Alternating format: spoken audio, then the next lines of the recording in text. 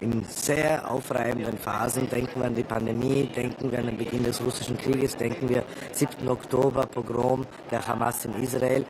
Und ich bin stolz darauf, dass ich das machen durfte für unser Land. Sie wissen auch, ein Teil meines Herzens schlägt auch hier in Brüssel. Ich habe viele, viele Jahre hier verbracht und freue mich jetzt auf neue Ufern. Es gab einen Alexander Schallenberg vor der Politik und es wird einen Alexander Schallenberg nach der Politik geben. Danke Ihnen.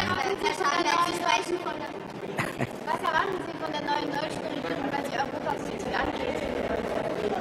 Also ich möchte einmal meinem Kollegen Friedrich Merz ganz, ganz herzlich zu diesem fulminanten Wahlerfolg gratulieren. Wir haben großes Interesse daran, dass jetzt eine stabile Regierung rasch zustande kommt. Wir brauchen Deutschland als Stabilitätsfaktor, als größter Wirtschaftsmotor. Und ich glaube, wir werden auch die künftige österreichische Bundesregierung wird alles daran tun, diese enge freundschaftliche Zusammenarbeit zwischen Deutschland und Österreich, zwischen Berlin und Wien voranzutreiben. Und was natürlich ein wesentlicher Aspekt ist in den nächsten Jahren, ist für mich Wehrhaftigkeit und Industriepolitik. Und das eine kommt mit dem anderen, geht mit dem anderen Hand in Hand. Und da habe ich eigentlich große Erwartungen, gerade auch was die Wirtschaftspolitik betrifft, in die künftige deutsche Regierung. Herr Schallenberg, Sie haben diese Opferumkehr angesprochen. Wenn man sich jetzt die neuesten Aussagen von Donald Trump anhört, könnte es vielleicht in die Richtung gehen.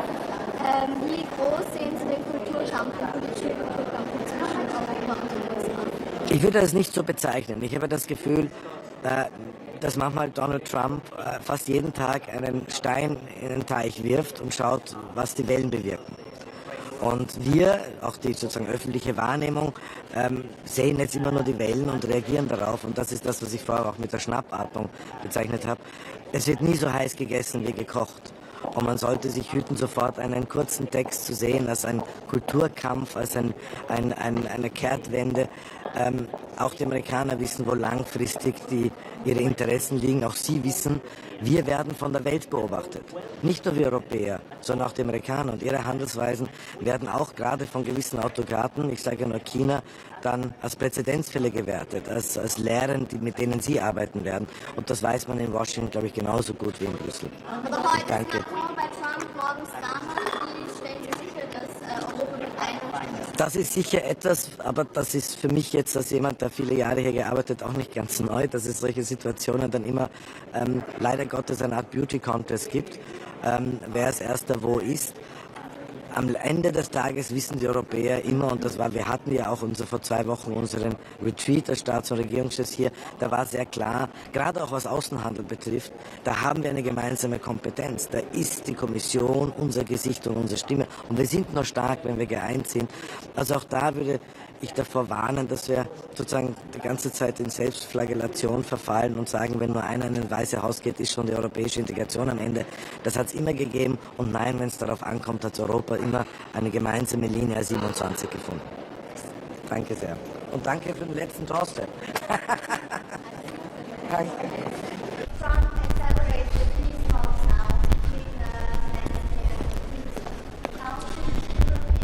Buenos días.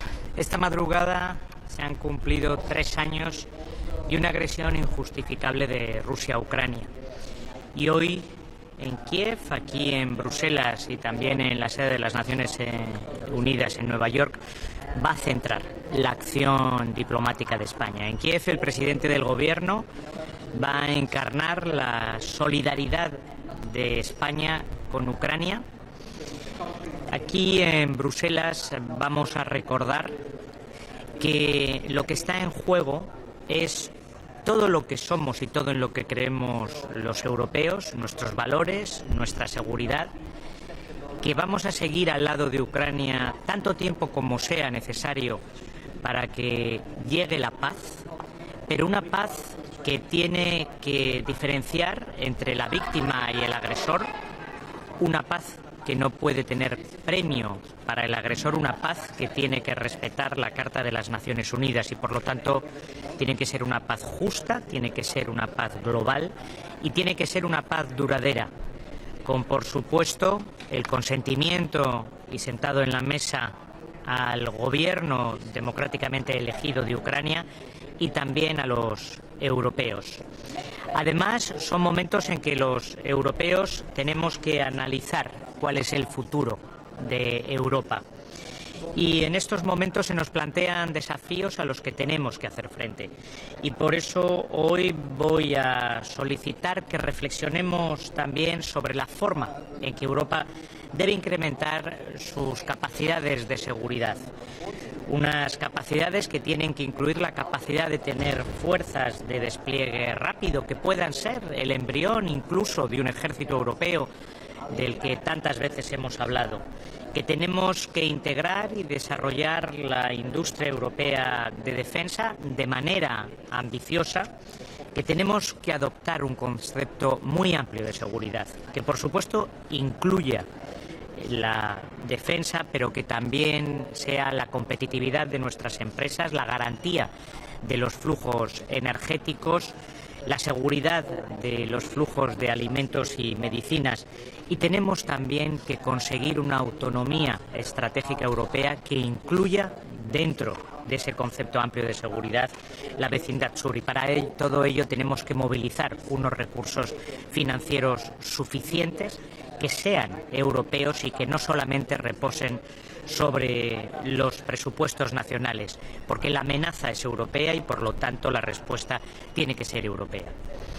Vamos también en Nueva York a tener un debate muy importante sobre las resoluciones al respecto de este aniversario y les anuncio que España va a votar a favor de la resolución presentada por Ucrania, que es una resolución que deja muy claro quién es la víctima y quién es el agresor, que no deja espacio para que haya premio para el agresor y que habla de una paz justa, global y duradera, que es lo que quiere España y Europa.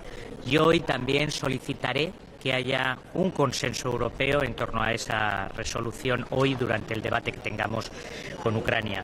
Tuve ocasión de trasladárselo ayer al ministro de Asuntos Exteriores de Ucrania, con el que tuve una larga conversación, y le reiteré, por supuesto, el apoyo diplomático y de la política exterior de España a un futuro de Ucrania soberano y en paz. Va a tener lugar también el Consejo de Asociación Unión Europea-Israel. Este es un Consejo de Asociación que va a estar evidentemente muy marcado por la situación en Gaza. Hace mucho tiempo que España solicitó que tuviéramos este diálogo en base a ese acuerdo de asociación con Israel, y hoy va a tener lugar. El ministro de Asuntos Exteriores de Israel se va a sentar con todos nosotros. Tuve ocasión ya de tener una conversación con él en la conferencia de seguridad de Múnich.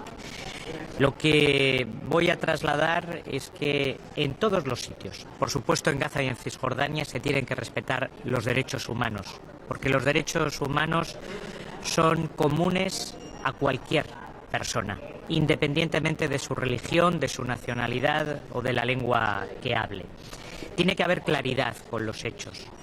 Hay colectivos como los defensores de los derechos humanos, los periodistas, miembros de ONGs, miembros de las Naciones Unidas, miembros de UNRWA, que han perecido bajo las bombas israelíes en Gaza, y eso no puede quedar sin esclarecer. Tiene que haber también un respeto a los tribunales internacionales y a sus decisiones. Las decisiones, por ejemplo, del Tribunal Internacional de Justicia son vinculantes para todos los estados, incluido para Israel. Y tenemos que tener una perspectiva política. Y esa perspectiva política, tanto para el pueblo palestino como para el pueblo de Israel, es la solución de dos estados. Un estado de Palestina realista y viable, con Gaza y Cisjordania bajo una única autoridad, la Autoridad Nacional Palestina, con su capital en Jerusalén Este, con un corredor que le dé una continuidad territorial y con una salida al mar desde Gaza. Y tiene que coexistir en buena vecindad con el Estado de Israel, para el que también queremos la normalización y el reconocimiento de todos los estados árabes. Y por eso yo hoy voy a solicitar medidas concretas a la Unión Europea.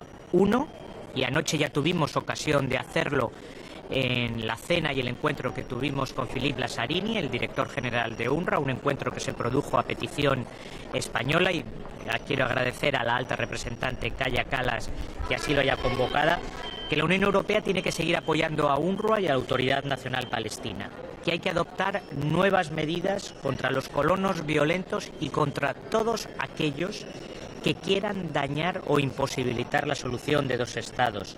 que hay que tomar medidas efectivas para proteger esa solución de dos estados y la existencia lo antes posible de un Estado palestino realista y viable. Y por lo tanto tenemos que apoyar la conferencia de Naciones Unidas sobre la solución de dos estados que va a tener lugar en el mes de junio.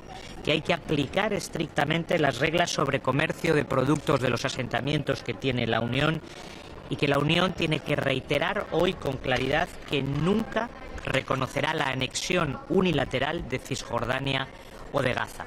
Y también trataremos la situación en República Democrática del Congo. Ayer tenía una conversación telefónica con su ministra de Asuntos Exteriores. Desde el G20 en Johannesburgo hablé con el ministro de Asuntos Exteriores de Ruanda el viernes pasado. A ambos le trasladé exactamente la misma posición, que es un compromiso con la paz, con el alto el fuego, con la fusión de los procesos de Luanda y de Kigali, con la integridad territorial y la soberanía de República Democrática del Congo. Ministro, sobre la reunión con Israel, ¿cómo puede garantizar España que no esto es una reunión ordinaria, una reunión más con el ministro y que realmente da resultados? El orden del día es muy claro al respecto. Hay un punto específico sobre la situación en Gaza, se incluye también UNRWA, todo ello a petición española. Ayer ya hubo un primer encuentro con Philippe Lazzarini, con el director general de UNRWA. También se incorporó a se conectó por videoconferencia la coordinadora para la reconstrucción en Gaza de Naciones Unidas y pudimos expresar todos nuestro apoyo y nuestra solidaridad a UNRWA.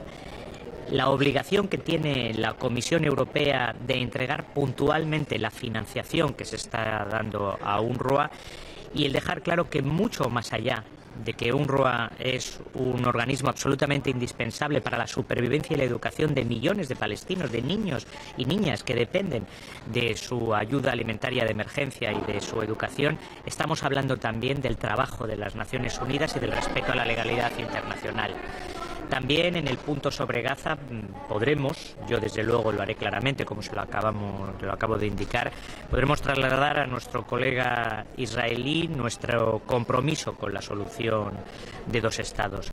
La necesidad de que Israel respete las decisiones de los tribunales y de la justicia internacional. El hecho de que se tienen que esclarecer los hechos ocurridos en Gaza. Que el alto el fuego tiene que consolidarse.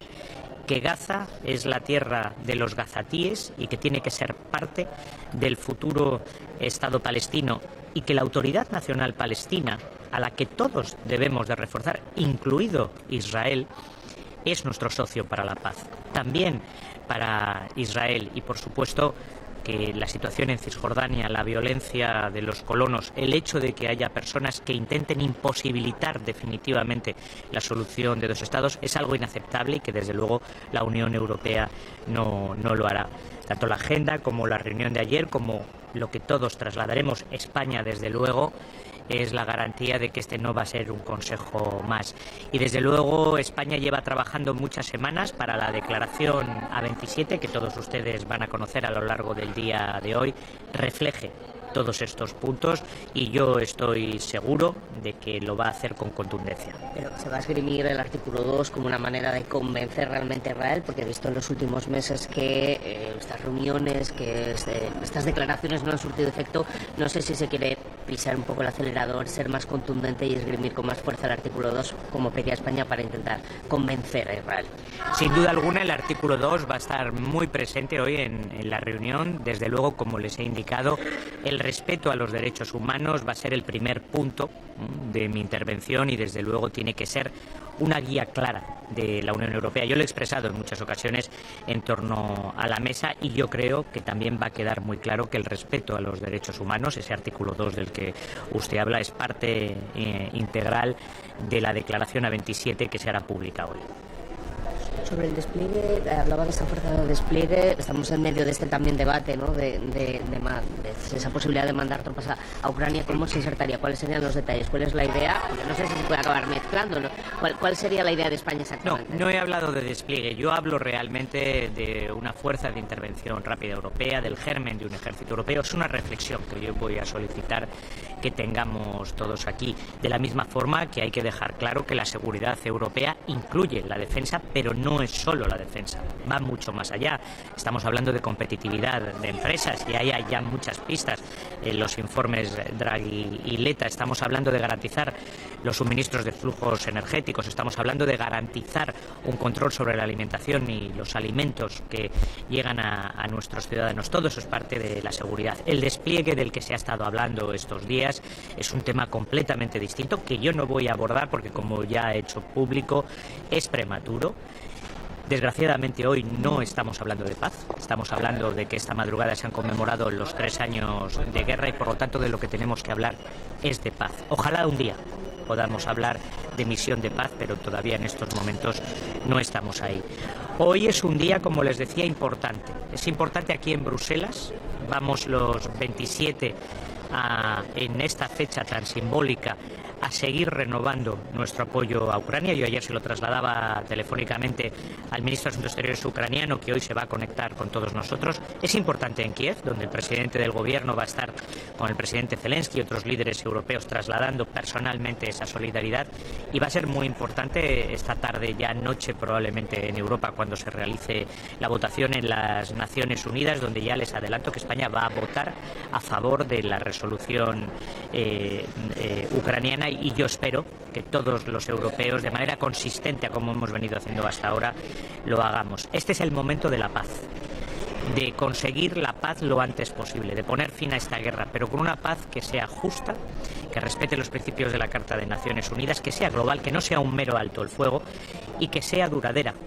Y dentro de que sea duradera, solo durará si tiene la aquiescencia y el sí de Ucrania, si garantiza la soberanía y la viabilidad de Ucrania como Estado soberano, y si garantiza también la seguridad europea, porque los europeos llevamos 3 años y hoy lo vamos a renovar apoyando a Ucrania en lo que necesite.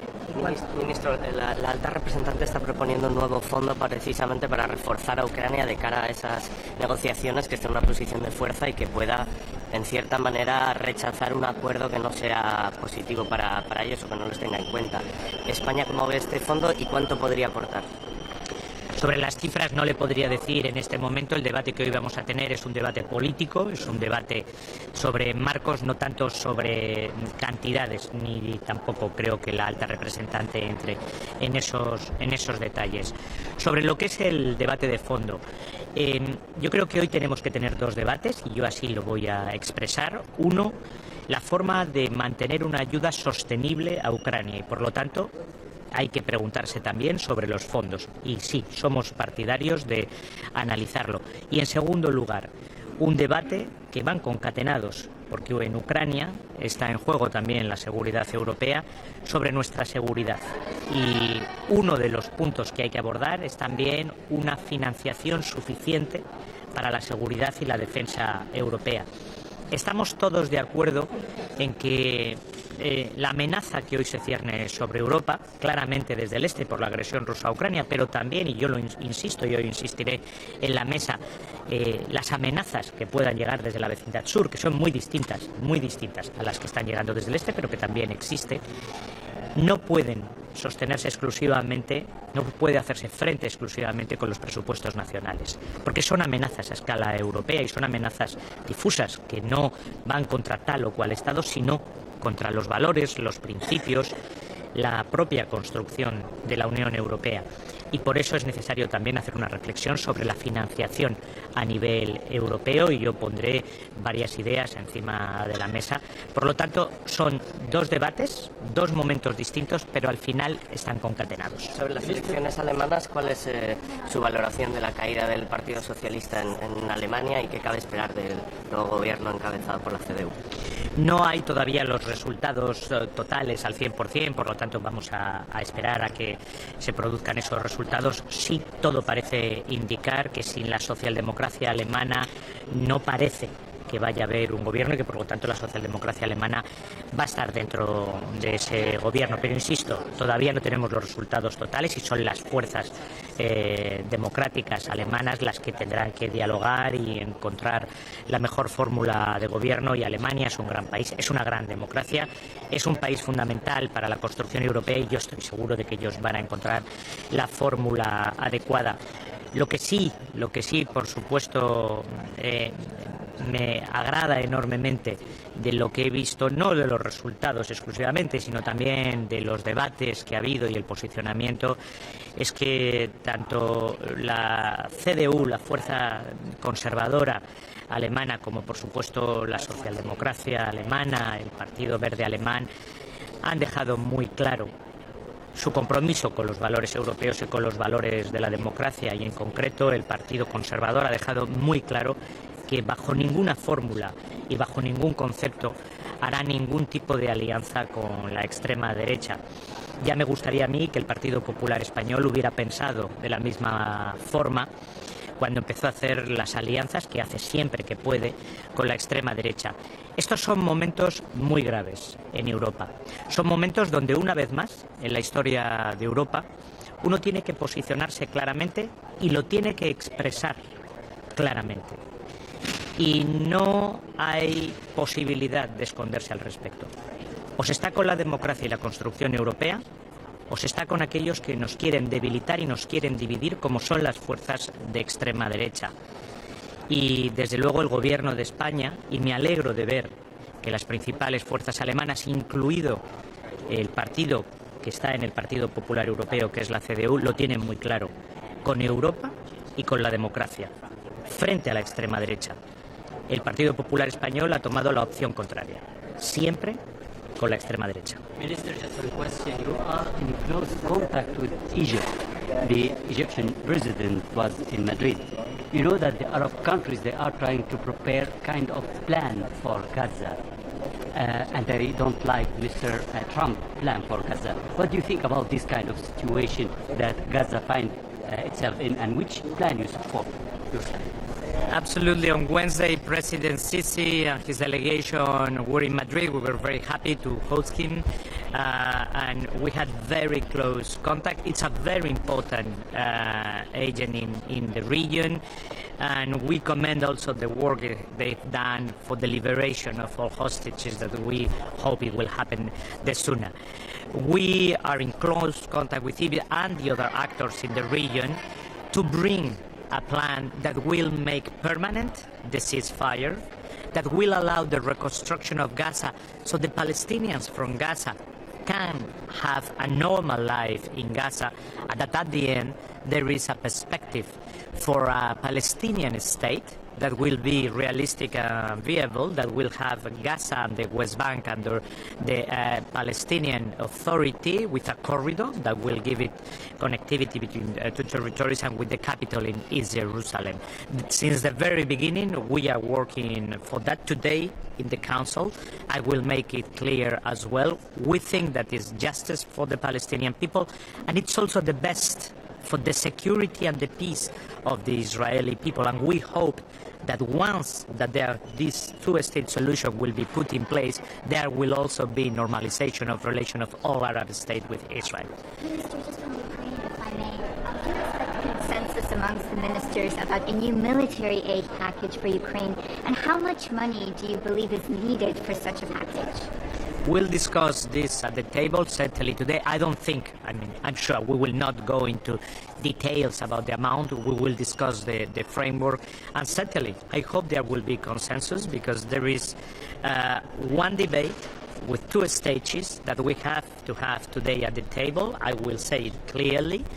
One is how we make predictable our support to Ukraine, that we are going to renew today, and it's linked to that, how we make the right choices for European security that goes well beyond defense, but also includes defense. And if we have a European threat on the European Union, and we have it, is not directed to one particular country, but is directed to European Union project and values, we need also a response from the European Union that includes the right finance for that.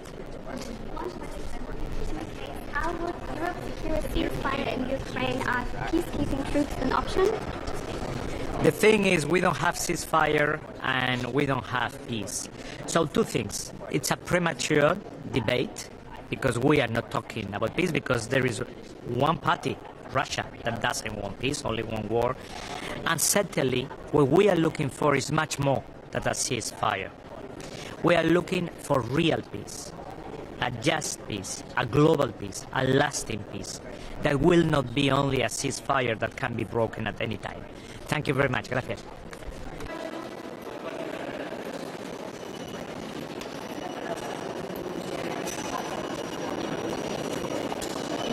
Process for security. For Ukraine? For the security of Europe. Yes.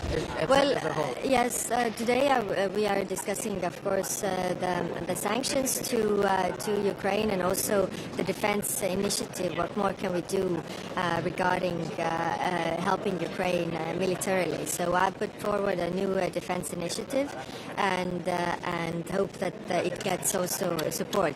Of course, today we are not discussing our own defense. We are discussing this in the extraordinary European summit that has been called for the 6th of March, and that is where we discuss this. About this plan for Ukraine, how you can guarantee that your plan with Ukraine is plan A and not B?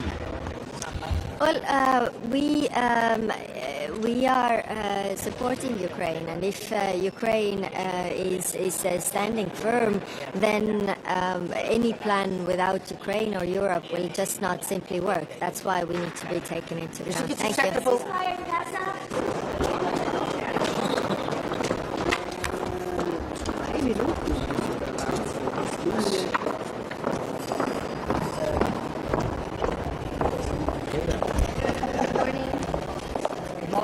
Good morning, everybody. Good morning. Normally we do these doorsteps individually, speaking mainly to our own journalists and our own audience. Today we want to do it as a group, representing the Nordic-Baltic countries, also those Nordic countries who is not a member of the European Union.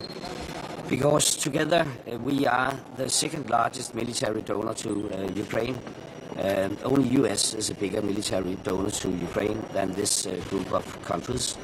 It's not economic heavyweights, but we are strong supporters. And today we mark the 3 years anniversary of Putin's full-fledged illegal war, and we want to send the signal of solidarity.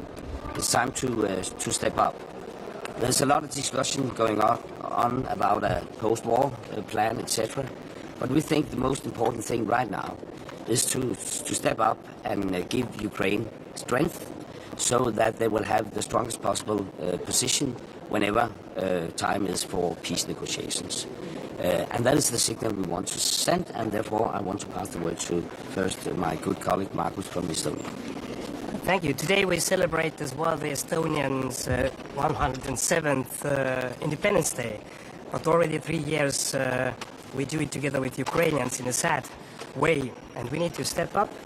As well, we need to increase the rapid military support to Ukraine, as we have done as well. Estonia has increased by 25% our military support, and our Prime Minister will announce it in Kyiv today. But also we need to seize the Russian frozen assets, 300 billion in Europe, and we need to allow Ukraine continue fighting for its freedom. On just and lasting peace, that's what we all need, because ceasefire, in our opinion, would be a critical mistake at this time. It would provide the chance for Putin to regroup, rearm, reinforce, and attack Ukraine again, or any other potential target in Europe. That is why we stand strong for the just and lasting solutions, and for that we need to strengthen Ukraine and also require that for the conditions of the peace there would be two things stressed. That is, one, to uphold Ukraine with sovereignty and territorial integrity, and also hold Russia accountable for the crime of aggression. And we're all very clear that it was Putin who started this war, and he could also end it any day. And a negotiation has to be with Ukraine at the table. There is not going to be anything about Ukraine without Ukraine. And this is also about European security. And because it is about future European security, then Europe also has to be in. From Latvia's part, I would like to remind our history.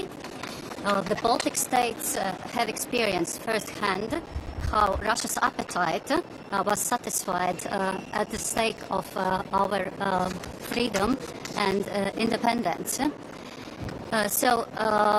No, we believe Europe must do better. Europe must do more. We have to do more to provide the strongest positions for Ukraine in the battlefield and at the negotiating tables. And we have to do better to ensure and invest in our security and our defense and deterrence. We must do better to be united, and we can't allow evil to prevail. Okay, thank you. We need to go.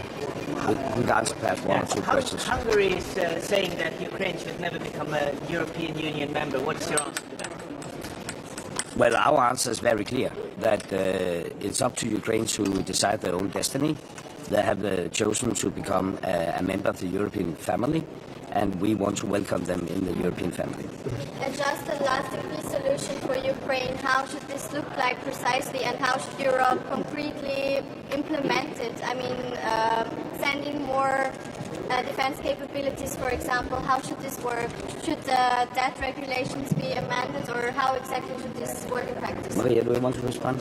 I think we have to do everything we can and look at every good proposal made on how we can quickly enhance the capability of Ukraine. They must be in a position of strength at the negotiation table when they are ready to negotiate, and they must also be in a position where they can actually say no. In order for this to be a bad deal, and in order for this to happen, then we need to increase the military support now, not in 6 months or a year.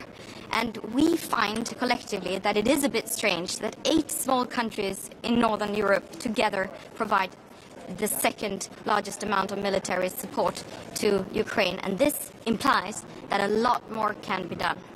One more thing that, just adding, we have 300 billion euros worth Russian frozen assets in Europe, and we need to use them.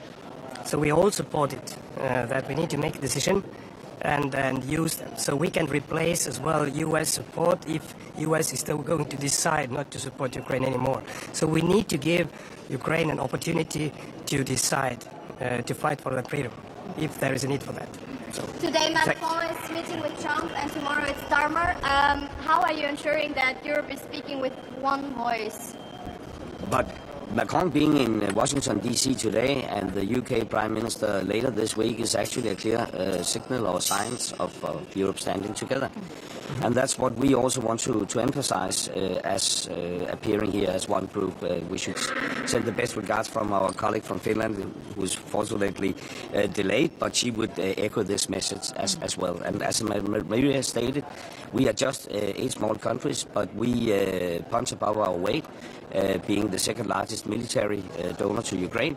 And if others follow suit, there's no doubt that Ukraine will have the strength to prevail. And this is the signal we want to send. Thank you. Thank you. Thank you.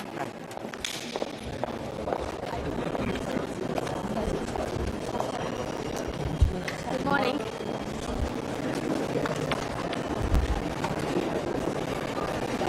So, this morning I will represent the European Commission. You see that there are many different topics on the agenda, very important ones. We start with Ukraine. Of course, Middle East there. You know that I'm in charge of Mediterranean. I'm just back from Lebanon yesterday, so we are following the situation. There is also important discussion on Congo. So and the most important one is this afternoon European Union-Israeli Association Council. So let's see how the discussion will develop, so I cannot say more at this point. Do you feel that there is currently a cultural war going on politically between the Trump administration and Europe?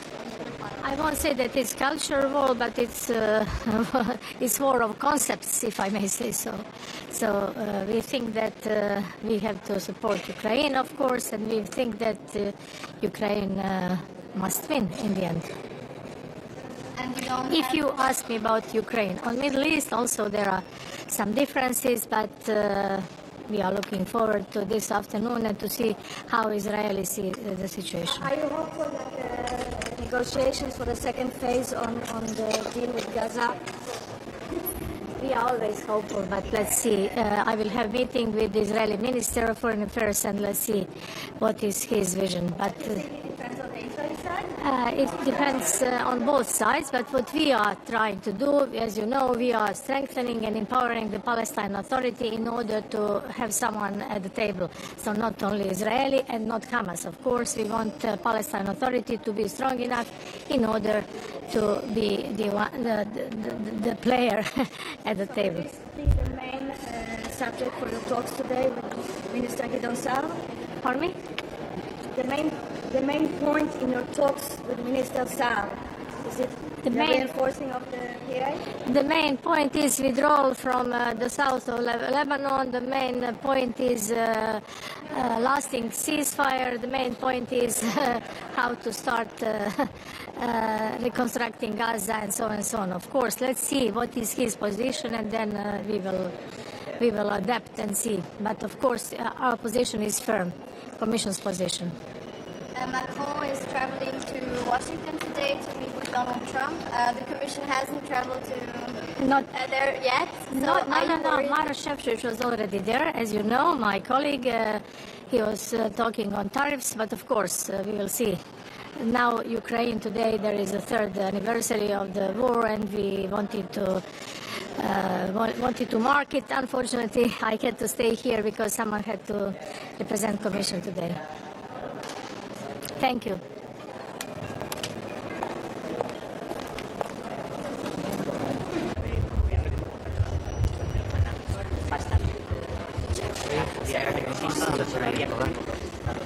Do you want to say a few words? I'll just start off. Well, firstly, I want to congratulate Friedrich Merz on his decisive victory in the German election. As an EPP leader, I want to congratulate him and wish him well. And I look forward to working with him in a party political sense in my role as leader of Fine Gael, and in a government sense, the Government of Ireland very much looks forward to working with the soon-to-be new German government. It's important we obviously have a strong and stable government in Germany, the largest economy in the European Union, and particularly at this important and fragile moment on so many geopolitical issues. I also want to extend my best wishes to Pope Francis this morning. I know I join with many people right across our country in sending our prayers and our thoughts to the Pope at this very difficult time in relation to his own health. Pope Francis has been and is an incredible leader of the Catholic Church globally, and also he has been a really good humanitarian, has been someone who has always spoken for peace, for inclusion, and for a range of humanitarian causes. And we all think of the Pope at this time, and I know many people send their prayers and offer up their prayers for his health at this critical moment. Today is obviously the third anniversary of the brutal illegal invasion by Russia of Ukraine. There's only ever been one aggressor in relation to this conflict, and that has been Russia and Putin and his decision to illegally invade a country on the continent of Europe. It's really important today that the European Union speaks with one voice in terms of territorial integrity, in terms of respecting the sovereignty of a nation. And today we'll have an opportunity to hear from the Ukrainian Foreign Minister. Governments across the world are also gathering at representative level in the UN, where we will seek to pass a resolution today tabled by Ukraine that very much talks about how peace must be brought about.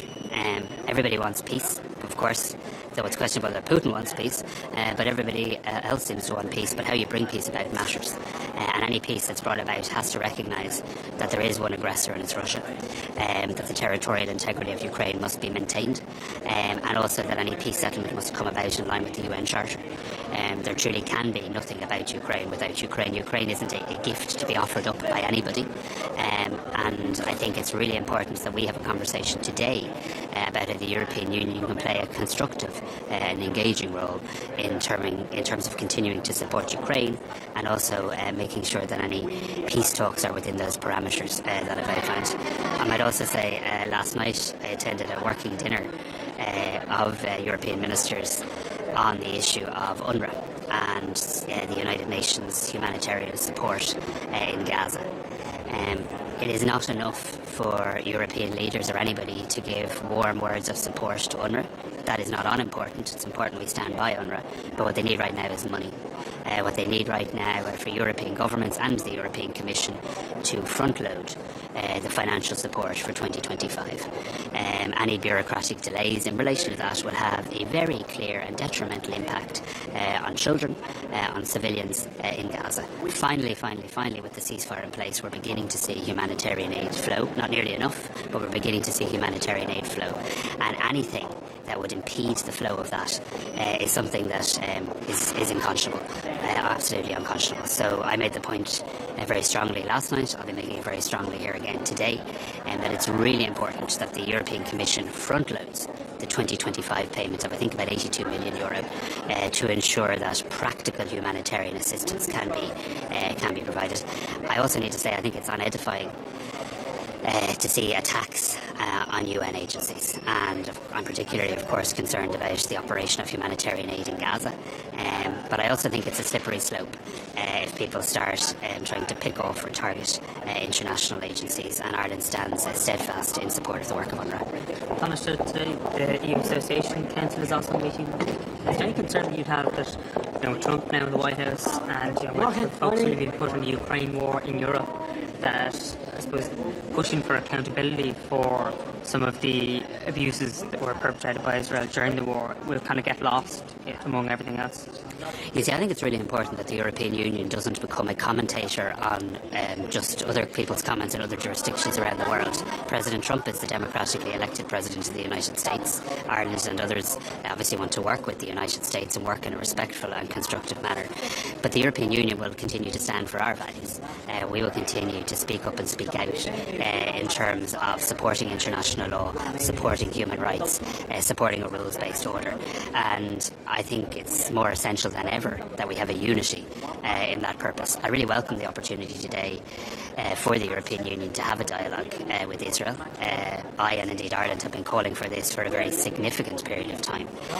It does give us an opportunity to raise a number of very important and pressing issues, including the ceasefire, ensuring the full implementation of the ceasefire, and also making it very clear that the European Union's position is very much in favour of a two-state solution. There may be elements of difference of opinion on various aspects of the Middle East amongst EU member states, but there's a number of things we do agree on. We agree on the need for a two-state solution.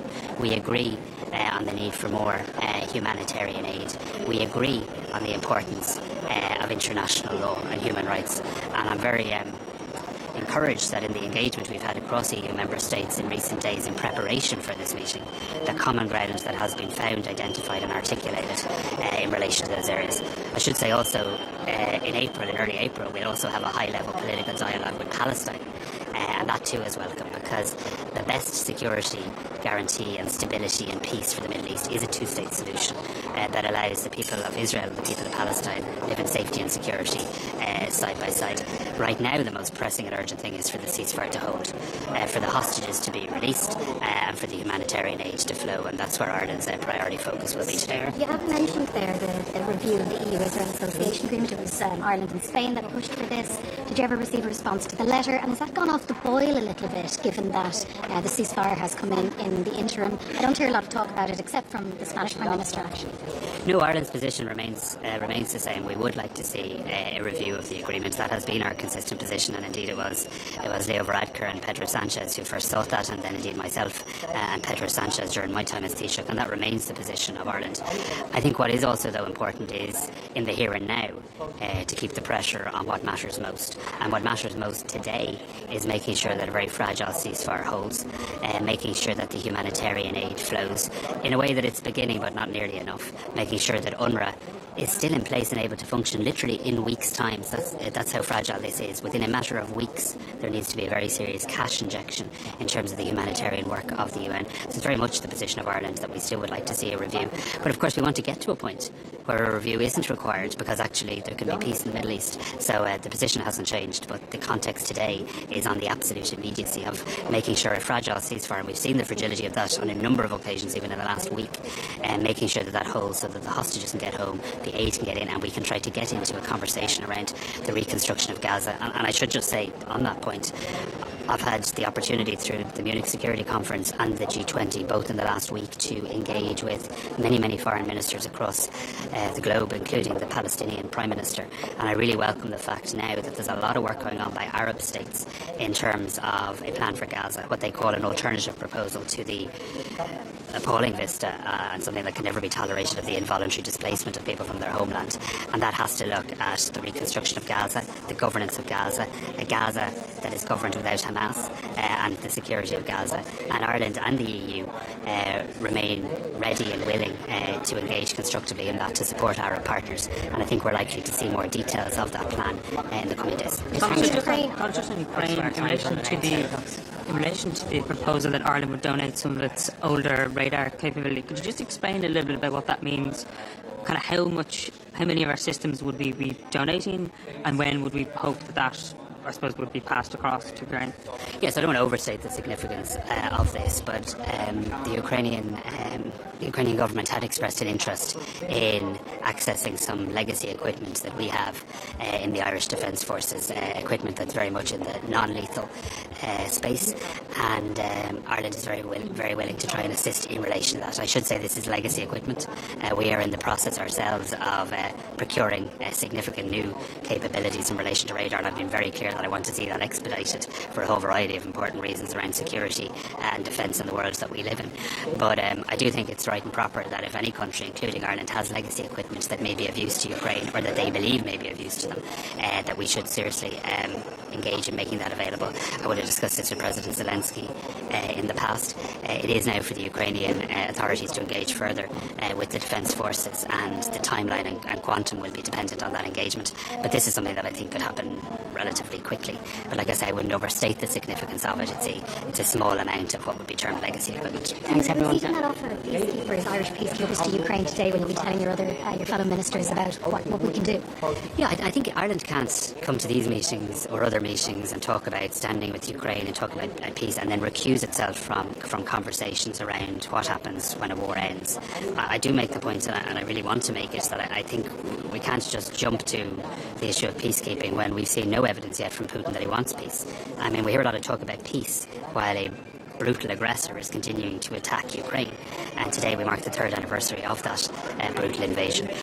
But if we get to a point where there is a peace in place and there is a need for the keeping of that peace, not the enforcing of it, but the keeping of it, and if that happens within the context of the rules that apply in Ireland, of course we'll engage constructively in relation to that. And I think it would be irresponsible and lacking in solidarity for any country to take itself off that pitch in terms of being willing to discuss about the plan for Gaza, from your perspective, what the EU can do, what role can the EU play to support the Arab countries' plan, as it has been supported from you, from Spain, from other countries? I think the first thing we have to do is see it, and I say that very respectfully. I've had really good conversations with many of my counterparts, including the Jordanian minister, the Egyptian minister, the Palestinian prime minister in recent days, and I commend the work being done by a number of countries, including Jordan and Egypt, to try and have a viable proposal.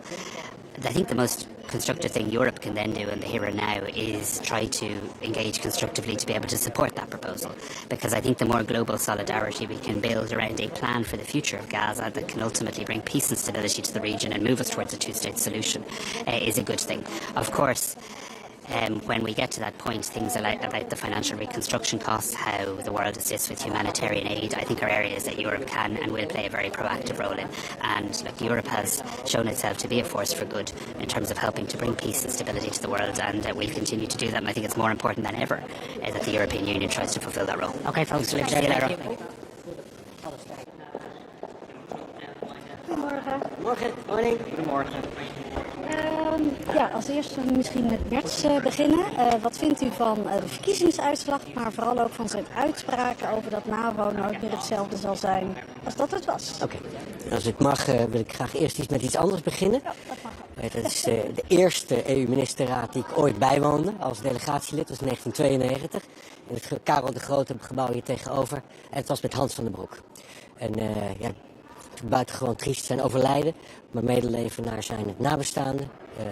En ik kan me herinneren echt hoe hij, toen ik in 1992 als jong medewerker met hem mee mocht gaan, hoeveel gezag hij had onder de Europese ministers. Ze liepen naar hem toe. Waren ze niet altijd per se met hem eens, maar ze liepen naar hem toe. Hij had het gezag, hij was toen al 10 jaar minister, moet je nagaan. Dus het is een groot diplomaat die is heen gegaan. Een groot Nederlander met een transatlantisch hart en een Europees hart. Ook een groot christendemocraat, mag ik erbij zeggen. Dus daar wil ik graag mee beginnen. Dan Friedrich Merz. Ja, ik feliciteer hem uiteraard met zijn overwinning. Ik heb hem nog ontmoet in München, een week geleden. Ook vele andere Duitse politici. Het is nu aan de Duitse Bondsdag en aan de Duitse politieke leiders om een coalitie te bouwen. Dat gaan we zien wat eruit komt. Zijn uitspraken zijn ook mij opgevallen. En die geven ook wel aan dat we aan het begin staan van een historisch nieuw tijdperk. Het tijdperk van na de val van de muur is nu afgesloten. We zijn aan het begin van een nieuw tijdperk. En zijn uitspraken laten ook zien dat we in korte tijd ook eigenlijk we zijn allemaal gaullisten geworden. Dat betekent dat we we zijn allemaal gaullisten geworden. We zijn allemaal gaullisten geworden. Dat betekent dat we hechten aan de transatlantische betrekkingen. Maar we hebben realistische verwachtingen over wat dat betekent. En als Europeanen zullen we onszelf nu moeten organiseren. Dat is niet per se de EU en de EU-instellingen. Dat is Europeanen, inclusief ook de Britten, inclusief de Noren en anderen die willen meedoen. We zullen ons moeten organiseren om de nieuwe uitdaging aan te kunnen die ook Trump ons geeft. Daar zal flink wat geld voor, extra geld voor nodig zijn. Hoe kijkt u daar tegenaan? Bijvoorbeeld ook het plan van Kallas wat vandaag op tafel ligt? Kijk, wat vandaag op tafel ligt is heel belangrijk. Is dat we Oekraïne blijven steunen, zodat het niet met een mes op de keel hoeft te staan terwijl de onderhandelingen plaatsvinden. En Kaja Kallas' plan, dat draagt er ook aan bij. De cijfers gaan we vandaag pas bediscussiëren, maar het wordt een substantieel plan. Het andere wat we moeten doen is de druk op Rusland blijven opvoeren. En met de politieke goedkeuring vandaag voor 16e sanctiepakket op Rusland is dat ook erg van belang. Er zit ook de schaduwvloot in, er zitten andere elementen in die u inmiddels kent. Het is heel erg van belang dat we dat ook blijven doen. Maar vooral zullen we onszelf moeten organiseren. Dat zal deels ook buiten de EU omgaan. Dat komt misschien als een schok voor veel mensen in Brussel in deze mooie blinkende gebouwen. Maar dat de realiteit dwingt ons daartoe. Ja. En boots on the ground, komt dat steeds dichterbij? Nee, waar het om gaat is dat nu eerst een stap moet worden gezet naar een staakt het vuren. Dan een stap moet worden gezet naar een vredesdeal in Oekraïne. Dat is iets anders dan een staakt het vuren. Echt een stevige deal, een stevige overeenkomst. Niet zoals de Minsk-akkoorden van 2014 en 2015, waarna na een tijdje de Russische militaire opbouw weer plaatsvindt en ze weer Oekraïne binnenvallen. Nee, een stevige deal met robuuste garanties voor Oekraïne.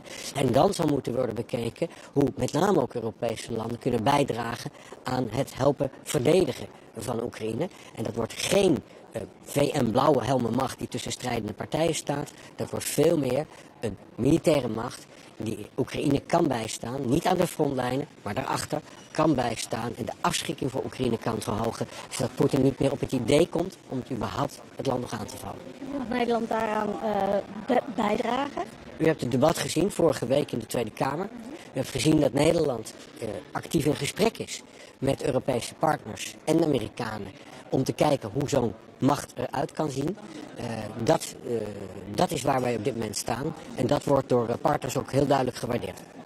Maar nog even terugkomend op het geld. Er is hoe dan ook linksom of rechtsom meer geld nodig van alle lidstaten. De voorjaarsnota komt eraan. Die ziet er al niet heel erg uit dat er enorme overschotten zijn. Hoe denkt u dat te gaan verkopen in Nederland? Ja, dit gaat over een veel grotere opgave dan de voorjaarsnota. Want iedereen Nederlander begrijpt dat Trump of Poetin en ook niet Xi Jinping weet wat de voorjaarsnota is. Hier gaat het om een opgave voor de komende tientallen jaren in een nieuw tijdperk.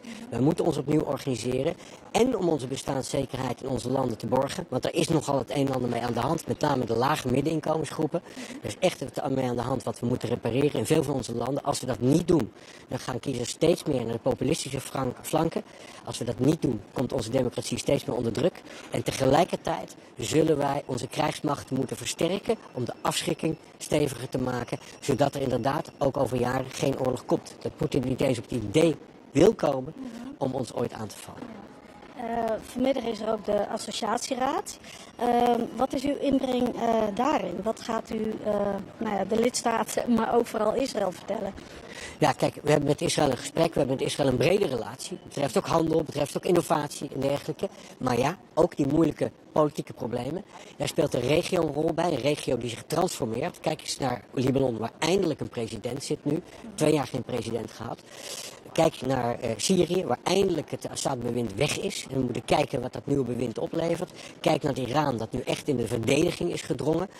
Dat is ook belangrijk, niet allemaal uit het oog te verliezen. En tegelijkertijd hebben we het natuurlijk over die razend moeilijke problemen. Gaza en de westelijke Jordaanoever, waar we vaak van mening verschillen met Israël. En ook harde noten over moeten kraken. We hebben een open relatie met Israël. Nederland heeft dat ook. Ik heb heel vaak contact met de Israëlische collega en ook zijn collega's. Dat heb ik morgen ook weer bijvoorbeeld.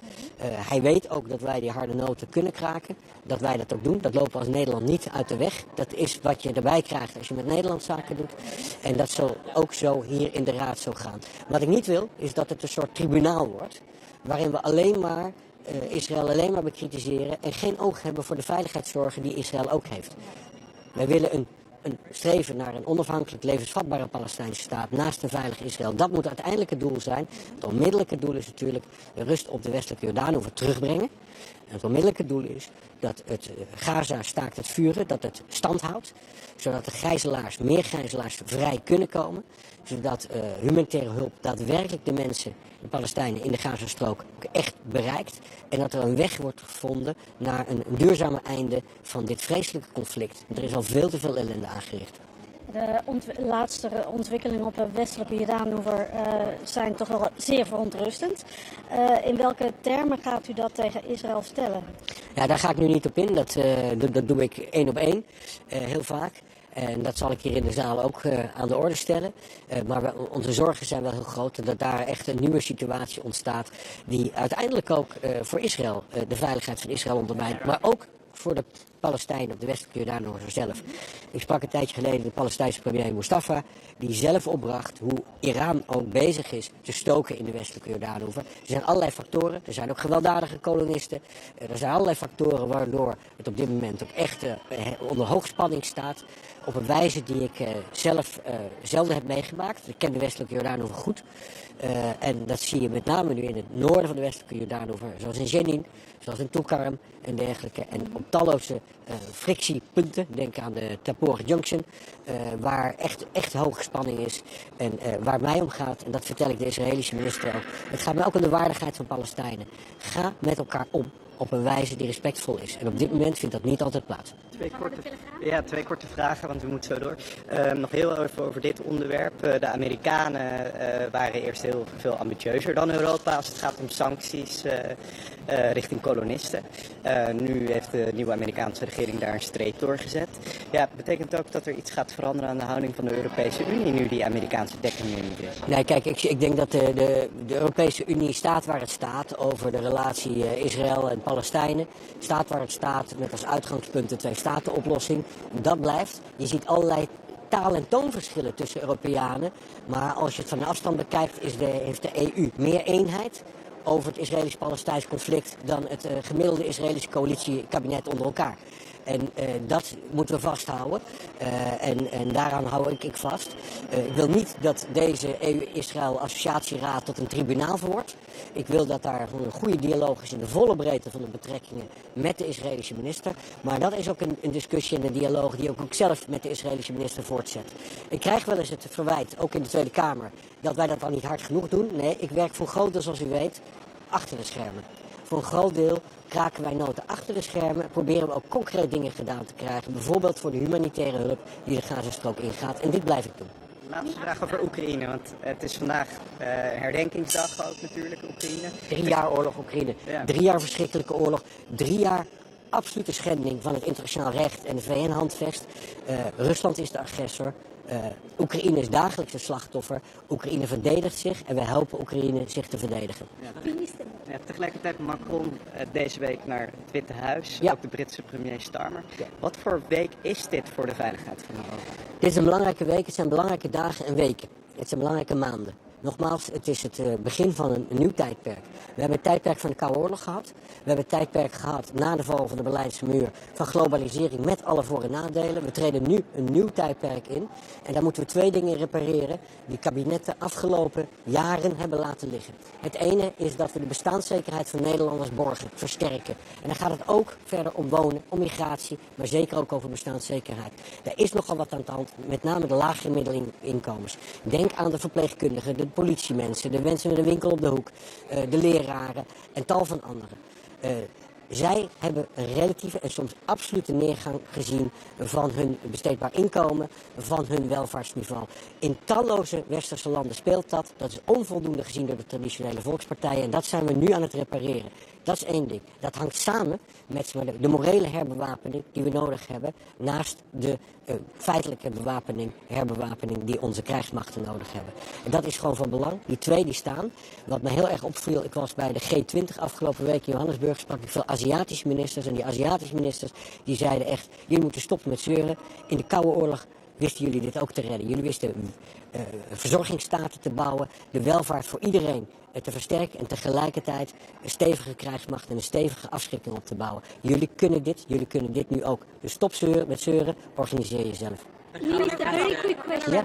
Thank you. High Representative told us that Georgia also will be on agenda. We know your position, but once again, can you tell us position of your country on recent developments in Georgia and what your vision? How can we go through this? I believe that new elections need to be considered because the elections took place with an uneven playing field before the elections and many irregularities during the elections. So I think new elections should be considered by the government in Georgia, and it's very important that is taking place. And the Netherlands stands with the Georgian people, also in their European horizon, and we'll continue to do that. Thank you. Crimea is an actual topic, or it's forgiven. Thanks. Good morning to everyone. We live in dangerous times and full of challenges. Similar to what to happen to Croatia in the 90s, and we see that right now. So Croatia was a victim of aggression, and however, we won in the fight for freedom and independence. So now we are witnessing the rapidly changing geopolitical context with new peace initiatives for Ukraine. And now what is needed is just comprehensive and lasting peace with the EU and Ukraine at the negotiating table. This is very, very important also for the future European security architecture, and our military assistance to Ukraine remains crucial in this regard. So it will be an important part of our discussion today. Regarding the Middle East, the ceasefire in Gaza remains fragile. We hope that all hostages will be returned as soon as possible, and that the humanitarian aid which will reach those in need. there are some positive signals and developments in the region, and especially including Lebanon and Syria. So there is a good opportunity for the European Union to take the lead and to be there present. Today we will also discuss the situation in Democratic Republic of Congo, and I look very much forward to attending the 13th EU-Israel Association Council. I think it's a good platform for a dialogue and engagement with Israel.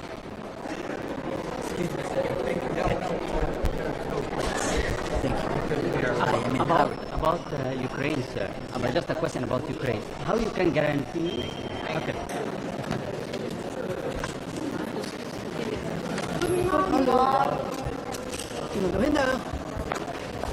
Wer will anfangen? Was erwarten Sie von der neuen deutschen Regierung? Es gab diese Wahlen in Deutschland. Was halten Sie? Also wir sehen ja, dass die ausgehende Regierung abgewählt wurde. Die haben fast 20% verloren der Stimmen, wenn man zusammenrechnet die SPD, die Grünen und die FDP. Wir sehen aber, dass die Extremen diese 20% gewonnen haben. Also das heißt, wenn man Wagenknecht, die Linken und die AfD zusammenrechnet, kommt man fast auch auf 20% Zuwachs. Die springen von 15 auf 35%, wenn ich jetzt die Zahl noch richtig im Kopf habe. Und das, was jetzt falsch wäre, wäre die Leute, die extrem gewählt haben, zu beschimpfen. Ich glaube, die haben Sorgen. Es muss jetzt auch an der Politik sein, die Fragen, die die Leute haben, eine Antwort zu geben. Unterschied ist zwischen einem Demokrat und einem Extremist. Ich habe meistens die kompliziertste Antwort auf eine einfache Frage, und der Populist, der hat auf die komplizierteste Frage die einfachste Antwort, auch wenn sie nicht stimmt. Und man muss jetzt die Sorgen der Bürger ernsthaft nehmen, und vor allem muss es eine Koalition jetzt geben, die auch in die richtige Richtung zieht und nicht nur Streit. Sonst mache ich mir Sorgen für die Zukunft, dass die AfD bei den nächsten Wahlen noch stärker sein kann. Das heißt, es ist so ein Wake-up-Call. Es reicht jetzt noch zu 2 eine Mehrheit zu haben. Ich hatte 10 Jahre eine Mehrheit zu 3. Ich habe jetzt eine Mehrheit zu 2. Ist manchmal einfacher zu 2 wie zu 3, aber zu 3 kann man es auch schaffen. Aber wenn man Respekt auch einer gegenüber des anderen hat, und ich kann es mir nur hoffen, dass wir auch eine starke Regierung in Berlin haben, weil sonst ist es für Europa auch kein gutes Zeichen. Das steht mal fest. Herr Bettel, Macron ist heute bei Donald Trump, morgen Keir Starmer. Wie wollen Sie sicherstellen, dass Europa mit einer gemeinsamen Stimme spricht? Es ist ja mal schon gut, dass ein Europäer mit ihm redet. Also in letzter Zeit hat er ja mit jedem geredet, außer mit uns. Und ob es jetzt Emmanuel Macron oder Herr Starmer oder auch der zukünftige deutsche Bundeskanzler jetzt Kontakt aufnimmt, ich glaube, dass jeden Kontakt mit Donald Trump, um ihn auch zu erklären, dass wir gemeinsam zu 27, also meistens, muss man ja auch zugeben, in dieselbe Richtung ziehen, glaube ich, schon eine Stärke ist. Und diese Stärke von Zusammenhalt ist die einzige Möglichkeit. Wir sollen jetzt auch nicht in Panik verfahren, wenn wir auf jeden Tweet überreagieren. Ist ja auch ein bisschen Provokation manchmal dabei, muss man, glaube ich, kalten Kopf behalten und auch über gemeinsame Lösungen reden. Also ich glaube nicht, dass die Freundschaft und die Zusammenarbeit, die wir in den letzten 80 Jahren zusammen aufgebaut haben, jetzt sofort die Reaktion sein soll. Wir möchten überhaupt nichts mehr mit Amerika zu tun haben. Aber wir sollen jetzt den richtigen, ich habe letztes Mal gesagt, in Polen, also Police, wenn wir zu schwach sind, werden wir gegessen.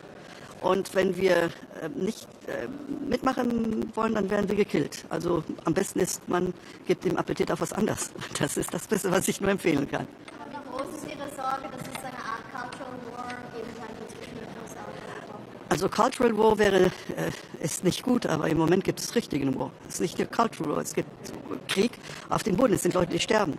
Und diese Leute, wenn man auch die Geschichte frisch schreiben will, ich weiß, in New York sind jetzt noch immer Verhandlungen, um Texte anzunehmen, wo es darum geht, ob die fast Ukraine, die Russen angegriffen haben, das ist fast, also die Geschichte wird frisch geschrieben. Das mache ich nicht mit.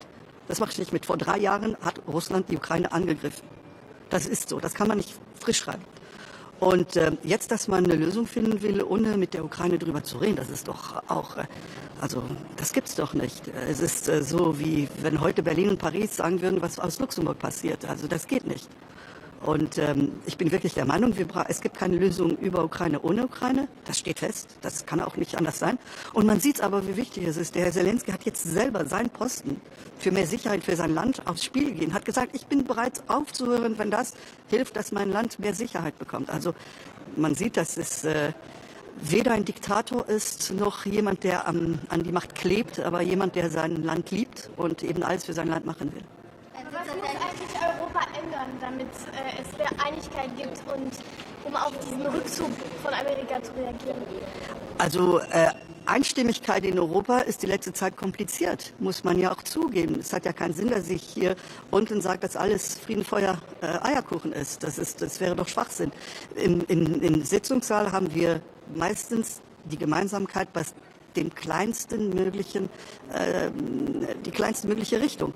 Und deswegen bin ich der Meinung, wenn wir auch als Europa ein Gewicht haben wollen, müssen wir auch vielleicht bei Außenpolitik, außer jetzt bei Sanktionen, aber Außenpolitik vielleicht auch die Mehrheit Abstimmungen haben und nicht mehr die Einstimmigkeit. Es kann doch nicht sein, weil jetzt Ungarn wieder irgendwas nicht bekommt oder dass dann jetzt 26 Ländern da im Saal sitzen und warten, bis Ungarn irgendwie was mitmachen will. Also ich finde, dass Einstimmigkeit bei Außenpolitik, es hängt ab, wenn wir es jetzt weiter so machen wollen, dass wir als Europa so ein Konfetti auf der internationalen Politik bleiben, dann sollen wir es so lassen. Aber wenn wir der Meinung sind, und bei uns wird jetzt in Amerika, wenn der Präsident was sagt, dann ist es so. In China, in Russland, wenn der Präsident was sagt, ist es so. Bei uns, wenn jemand was sagt, wird man überprüft, ob er überhaupt das Recht hatte, das zu sagen und ob er die richtige Person war, um das zu sagen, ob wirklich auch die 27 damit einverstanden sind. Und wer redet dann? Ist es der Herr Costa, ist die Frau von der Leyen, ist Frau Kallas oder die 27 Regierungschefs? Ist ein Problem. Wir müssen, und ich muss mir auch mal die Frage stellen, ob wir auch institutionell nicht bei den nächsten Europawahlen auch einmal über einen Präsidenten, bei einer Zweitstimme, das kennen Sie ja in Deutschland, was das eine Zweitstimme ist, auch die Möglichkeit haben, und dann sofort so einen Präsidenten, der dann auch Europa vertritt und auch die Zustimmung der Bürger hat, wirklich machen müssen. Herr Bettel, sollte es wirklich zu einem Waffenstillstand kommen zwischen Russland und der Ukraine? Wie konkret würde Europa dann mit einbezogen? Welche Möglichkeiten hätte Europa hier? Und wie soll die Verteidigungsfähigkeit Europas auch für die nächsten Jahre aufrechterhalten werden? So, was halten Sie hier von einer Änderung von Schuldenregeln zum Beispiel? Also Schuldenregeln, man soll nicht vergessen, wir können nicht sagen, dass jedes Land auf die Schulden aufpassen soll, aber für die Institutionen ist es egal. Und wir machen eine gemeinsame Schuld, dann zählt die nicht auf nationale Schulden. Schulden müssen irgendwie immer bezahlt werden. Man soll es nicht vergessen, Schulden müssen irgendwann mal bezahlt werden. Aber man soll auch kreativ sein können. Es ist eine extreme Situation, dann brauchen wir auch Lösungen, die wir bis jetzt noch nicht in Augen getroffen haben. Ich bin der Meinung, dass wir aber auch vor allem man guckt immer. Jetzt, wenn Amerika nicht mehr kommt, wo soll man dann hingucken? Europa soll mal auf sich gucken. Europa soll mal stark sein. Wir haben es fertig gebracht, zum Beispiel mit Kohle und Stahl. Das war 1957, als wir angefangen haben, vorher mit der Stahl- und Kohlenunion. Aber die Europäische Union wurde durch Projekte, wo wir gesagt haben, einzeln sind wir schwach, aber zusammen sind wir stark. Airbus.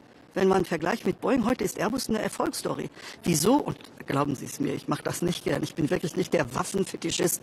Aber wieso nicht vielleicht eine Sicherheitsindustrie in Europa zusammenbilden? Weil jetzt Amerika hat 4 Waffen, 4 Hubschrauber, 4 Maschinengewehre, 4 Flieger. Wir haben hier dann 10 Gewehre oder 15 Gewehre. Kann ein Spanier mit dem Schweden schießen, kann der Tscheche mit der portugiesischen Maschine fliegen.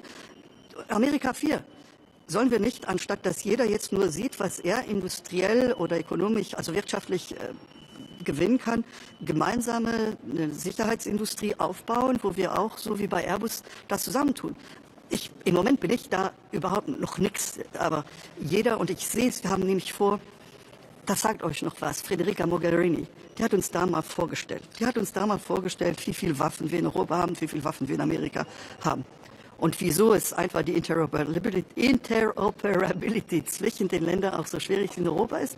Und ich sehe das Resultat. Die Federica, die ist jetzt schon sehr lange weg und es ist noch immer nichts passiert. Also das sind einfach verschiedene Länder, die einfach nicht wollen, weil sie auch eine Nationalindustrie haben, die zu wichtig ist. Aber dann bleiben wir kleine Peanuts. Und wenn wir zusammenarbeiten, bin ich überzeugt, dass wir den großen Player sein können. Aber woher sollte denn das Geld dafür kommen? Ja, also wenn wir sowieso schon die Interoperability und Zusammenarbeit, dann werden wir mit weniger Geld mehr bekommen. Im Moment bekommen wir mit viel Geld wenig. Das heißt, wir müssen nicht unbedingt mehr Geld einfließen lassen, wenn wir auch anders produzieren, wie das jetzt der Fall ist. Ja. Heute gibt es in Damaskus nationaler Dialog ohne viele religiöse und ethnische Minderheiten, etc. Welche Botschaft haben Sie von hier aus Brüssel? Also von Brüssel aus ist nur Syrier, wenn sie den richtigen Weg gehen, gehen wir auch den richtigen Weg. Aber wir sollen nicht all in. Ein Pokerspieler weiß, all in ist immer gefährlich. Ich habe lieber, wir machen stückchenweise. Das heißt, wenn was erledigt wird, dann wird was Neues von Brüssel gegenüber den Syriern auch gemacht. Aber man soll nicht vergessen, die DNA dieser Leute ist nicht die beste. Und auch mit einem Reboot vom Harddisk waren dies Terroristen. Und man soll nicht jetzt glauben, dass sie vom Saulus zum Paulus geworden sind. Also deswegen glaube ich schon, dass wir stückchenweise gehen sollen und nicht all in. Das kann gefährlich sein. Kann man vieles verlieren. Und jetzt noch die Kamera vom Rat auf Luxemburgisch. Nee, da. Okay, tschüss.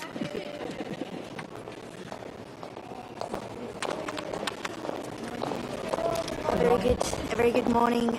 It's been 3 years since Russia started its brutal aggression against Ukraine. And against all odds, Ukraine has been able to defend itself over these months and years. And of course, we stand at a junction where Europe needs to be picking up a larger share of the aid towards Ukraine, but also to ramp up its own defense going forward. At the same time, we have to keep up the sanctions pressure towards Russia, and I'm so glad that we were just able to adopt the 16th package of sanctions towards the aggressor. So with these words, looking forward to a very good FAC today. What do you expect from the new German government? There were elections yesterday in Germany, and the far right has made a lot of progress. What's your stance on that? I think we need a very strong Germany going forward. Unfortunately, we are in a situation where the world is not waiting, and we hope that Germany is at the table as soon as possible with the functioning government.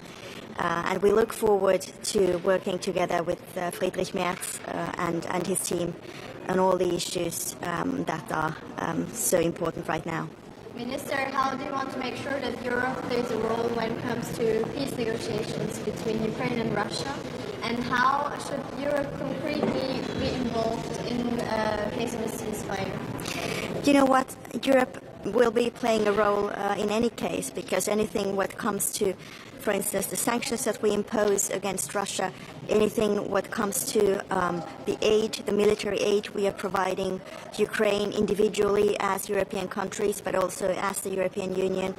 Also what comes to the ramping up of our own defense and our defense industry, what comes to our trade policies, and all these will only be decided by European countries anyway. And there's no possibility whatsoever for any other country to negotiate on our behalf. Our message towards the Americans is that we would like, the very deep and good transatlantic partnership to continue. And of course, and this has been the Finnish position all along, Europe needs to be ramping up its own deterrence and defense. But it just doesn't happen overnight, and we need partners and friends in this endeavor where we are effectively defending ourselves against autocracy and against very dark forces in the world. And where are the current discussions standing, or where are they heading to when it comes to sending peacekeeping troops from Europe to secure possible peace in Ukraine? We are in the process of looking at different alternatives. The thing is, we can't be rushing into any sort of a deal. A ceasefire in itself is extremely dangerous for Ukraine if it's not properly backed up. And therefore, we need to not just coordinate this effort together with the other European countries, but of course also with the United States and especially Ukraine. But at this stage, the work strands that Europe has been involved in all along So aiding Ukraine, keeping up the economic pressure towards Russia, but also ramping up its own defense. All these three work strands will continue, and those are exactly the right ones in this moment. What about Georgia? What's looking at you today? Well, Georgia will be having an update on the situation. We have been monitoring and seeing over the course of the past weeks and months that the Georgian people would have wanted to have a different fate for themselves than what the government is currently involved in. And I'm also saying this as the CIO of OSCE this year, so we are very concerned with the situation. Macron is traveling to Washington today and Kirsten tomorrow.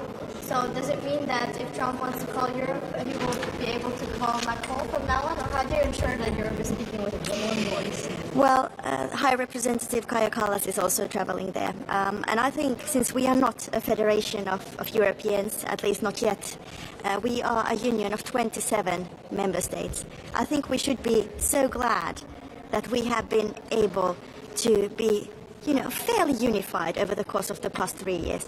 And definitely we have been extremely powerful in aiding Ukraine in the struggle, but also ramping up our own position in what comes to defense and deterrence. We just have to continue with this. And I wouldn't see any huge worry if there's different people representing Europe, because at the end of the day, we do find a very unified voice in the most difficult issues. Minister, one follow-up on Georgia, please. Do you see the new elections as a kind of resolved situation in this bid? What do you think about this issue? The OSCE's ODIHR report gave a very good initiative for the Georgian people to demand a new election. How should Europe finance its defense industry? Where should the money come from?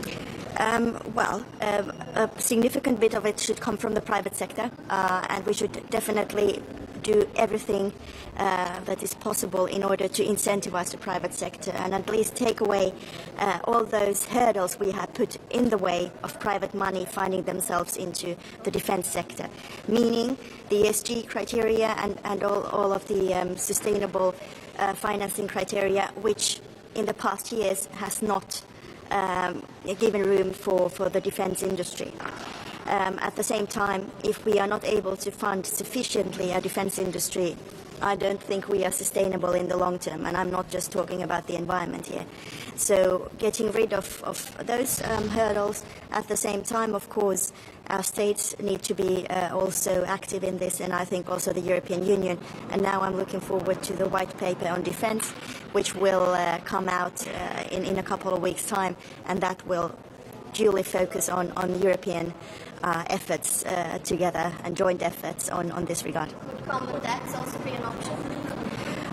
Well, you know what? I think the main target is that we ramp up our defense, and that certainly needs a more powerful and stronger capacity in our defense industry. And everything we do needs to be adherent to NATO's operational and defense targets. So while these criteria are fulfilled, then I think when it comes to the funding, that is certainly something that will be that we will be able to resolve. And also debt funding is definitely not off the table. Thank you very much. Thank you so much. How you can guarantee ministers? How you can get?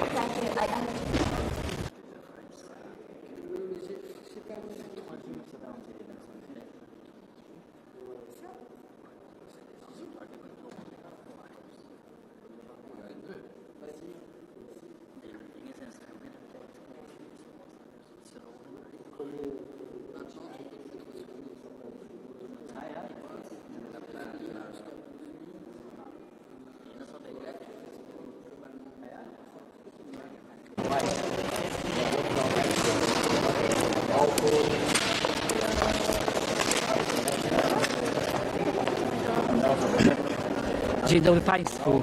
Dzisiejsze drugie posiedzenie Rady Agrofiszu przypada wyjątkowy dzień, w trzecią rocznicę napaści Rosji Putina na Ukrainę. Unia Europejska, mieszkańcy Europy, myślę, że my wszyscy byliśmy bardzo blisko i jesteśmy z mieszkańcami Ukrainy. Jesteśmy, można powiedzieć, współczujemy im, jesteśmy po ich stronie, bo walczą o ważne wartości, o wolność, demokrację, o możliwość utrzymania własnego państwa. Jak Państwo wiecie, dzisiaj Kolegium Dziennikarzy jest w Kijowie. Tu na miejscu jest także spotkanie Rady do Spraw Zagranicznych, a więc te tematy będą podejmowane nie tylko dzisiaj.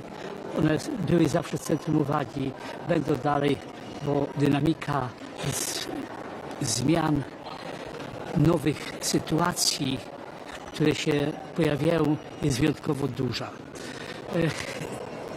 Myślę, że może bardzo duża. Good morning to you, ladies and gentlemen. Today's second meeting of the Agri-Fish Council under the Polish presidency is taking place on the third anniversary of Russia's attack on Ukraine. The European Union and its people have always been supporting Ukraine, have always been standing on their side as they defend important values such as freedom, democracy, and the independence of the country. So we have stood, we stand, and we will always stand by Ukraine. The College of Commissioners went to Kyiv today for this reason, and there is also a meeting of the Ministers of Foreign Affairs here in Brussels to discuss developments related to Ukraine. The situation in Ukraine have always been in the center of our attention, and we are very watchful of the new dynamics and new developments. Jeśli chodzi o tematy, którymi będziemy się zajmować na posiedzeniu Rady, to pierwsze wizja dla rolnictwa i żywności. Niespełna tydzień temu pan komisarz Hansen zaprezentował ten ważny dokument, który rozpoczyna dyskusję o przyszłości wspólnej polityki rolnej. Cieszymy się, że wiele postulatów, wiele naszych zamierzeń, sugestii znalazło się w propozycjach pana komisarza. Także o tym rozmawialiśmy już w minionym tygodniu, bo w czwartek na spotkaniu kierownictw Kopyko-Rzeki, gdzie była pewna prezentacja podejścia ze strony rolników. Dla mnie jest to bardzo ważne, bo nasza prezydencja bardzo mocno stawia na dialog z rolnikami. Przyszła wspólna polityka rolna musi być wydyskutowana, ustalona, przyjęta wspólnie z rolnikami. Stąd ta forma rozmowy będzie kontynuowana przez pewnie nie tylko naszą prezydencję, ale przez kolejne. Chciałbym zaznaczyć, że propozycje pana komisarza są bardzo obiecujące, otwierają dyskusję, ale też jednocześnie chciałem podkreślić, że jest to początek dyskusji. Początek dyskusji, przyjdzie czas na rozmowy o budżecie, przyjdzie czas na rozmowy po analizie tych wszystkich uwarunkowań zewnętrznych. Myślę także o tym, jak się zakończy sytuacja na Ukrainie, jak podejdziemy do problemów rozszerzenia, bo to wszystko ma wpływ na kształt przyszłej wspólnej polityki rolnej po roku 2027. Oczywiście naczelne hasło to bezpieczeństwo żywnościowe. Pamiętacie, że także tym głównym przesłaniem polskiej prezydencji, o czym mówił pan premier Tusk w Parlamencie Europejskim, jest problem szeroko rozumianego bezpieczeństwa.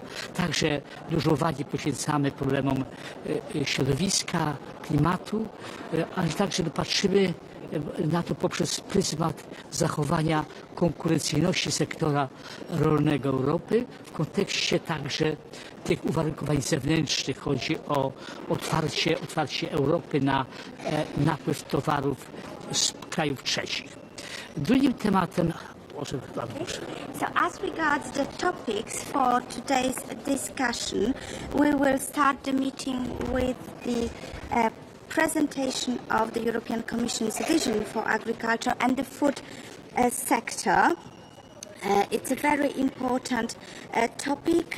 The vision was adopted last week and I would like to thank Commissioner Hansen for his proposal, which reflects many of our priorities. This is the topic we already discussed last week on Thursday with Kopa Korzeka. It's very important for us to discuss and to hear the farmers' perspective. It is one of the main tasks of the Polish presidency in this respect. We want to maintain the dialogue with the farming community whenever we discuss the future of agricultural policy. This dialogue will certainly be continued during the Polish presidency and after this presidency. So I would like to underline that the proposals of Commissioner Hansen are very promising, and we shall continue this discussion more in depth in the coming weeks, discussing the budget, the analysis, how the situation in Ukraine develops and how it is going to impact the situation of our agriculture. We should also remember the process of enlargement. All of this will impact the common agricultural policy after 2027. The most important thing is security, food security, but we should also remember what Prime Minister Tusk said at the European Parliament, that security is the most important motto of our presidency. Not only food security, but also other forms of security. Environment is an important subject, and we should also remember that in all of this we should be able to maintain the competitiveness of our agricultural sector as we open our market to third countries. Na tej Radzie, jak na wszystkich, dokonujemy pewnego przeglądu, analizy sytuacji na rynkach rolnych. I tym razem będziemy mówić o sytuacji wewnętrznej, począwszy od problemów cen wieprzowiny czy cen innych produktów, surowców rolnych, ale także chcemy mówić o problemach ceł, jeśli chodzi o nawozy, czy o sytuację w relacjach zewnętrznych, bo zapewne także wróci problem otwarcia, liberalizacji rynku europejskiego w kontekście krajów grupy Mercosur czy Ukrainy, ale chcemy się skupić na sytuacji konkurencyjności, dochodowości w rolnictwie w zależności od uwarunkowań rynkowych.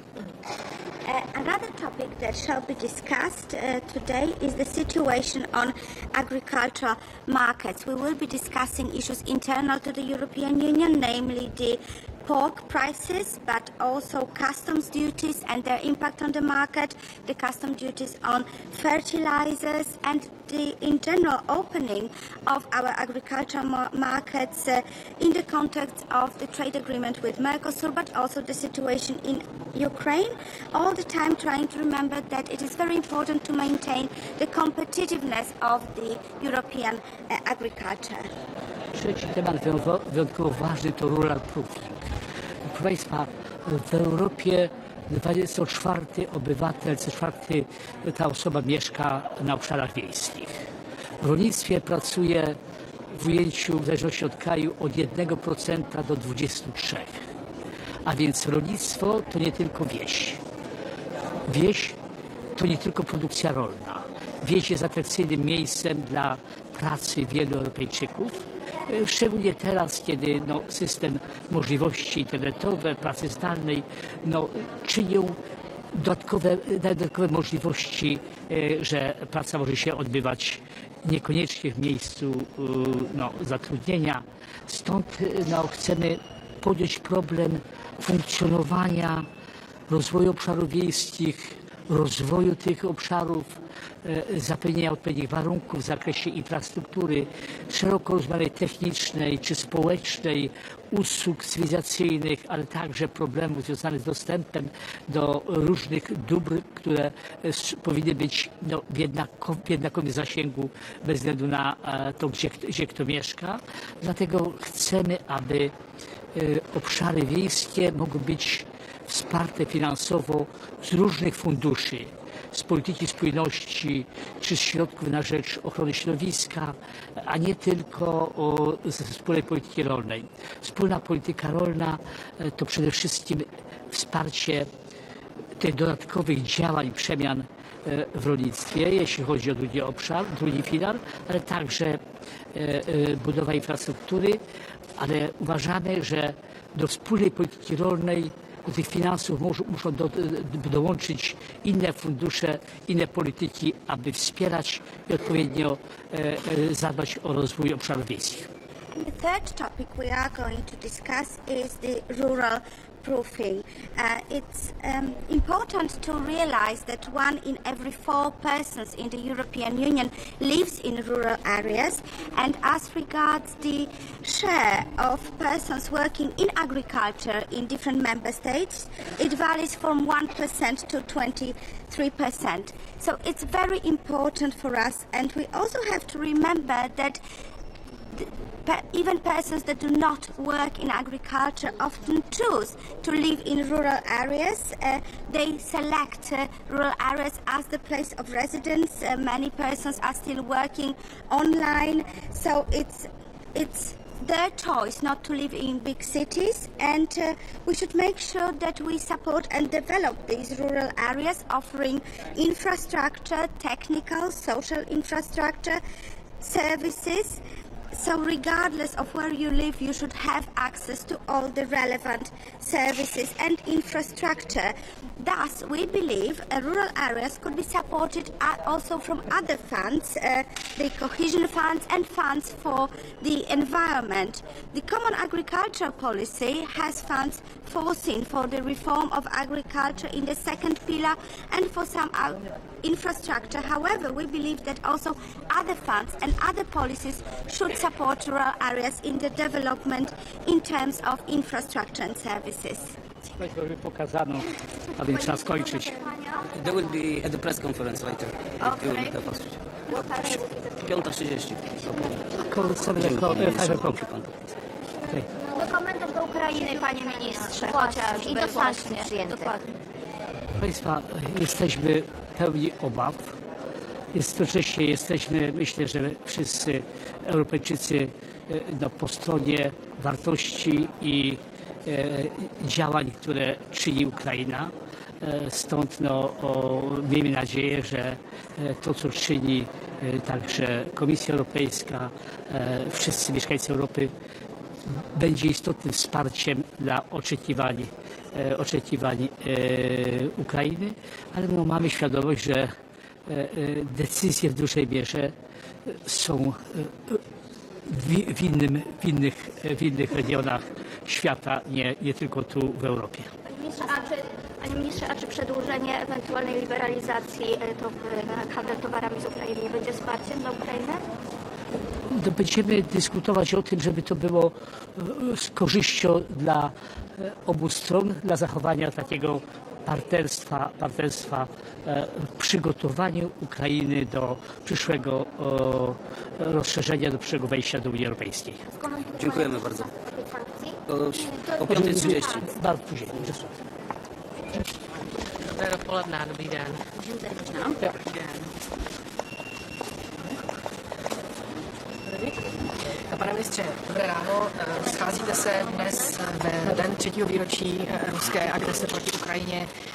Jak se to promítne do toho jednání a jak vy vůbec hodnotíte ten aktuální stav?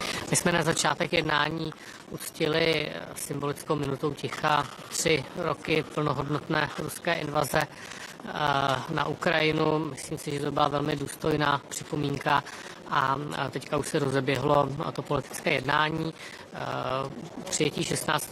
sankčního balíčku považuji za úspěch a ukázku toho, že jsme schopni v Evropě domluvit a posunout agendu také dál. Byť ty diskuze nejsou jednoduché a tak, jak můžeme v tuto chvíli třeba sledovat vývoj jednání v OSN, kde také vlastně zasedne valné shromáždění a bude hlasovat o rezolucích, tak situace rozhodně není úplně jednoduchá. Nicméně naše česká pozice trvá a naše česká pozice trvá a my stojíme dál za Ukrajinou, budeme Ukrajinu podporovat všemi způsoby tak, abychom vytvářeli evropskou bezpečnost, abychom zadržovali Rusko a je potřeba hledat další cesty, jak na tom pracovat. Takže tento den je jedním z mnoha dalších těžkých dnů. To znamená, že se dnes dotknete i toho plánovaného balíku 20 miliard eur pro Ukrajinu, o kterém psalo Politico. Je možné, že se to bude schvalovat na Evropské radě 6. března, kterou včera svolal předseda Evropské rady?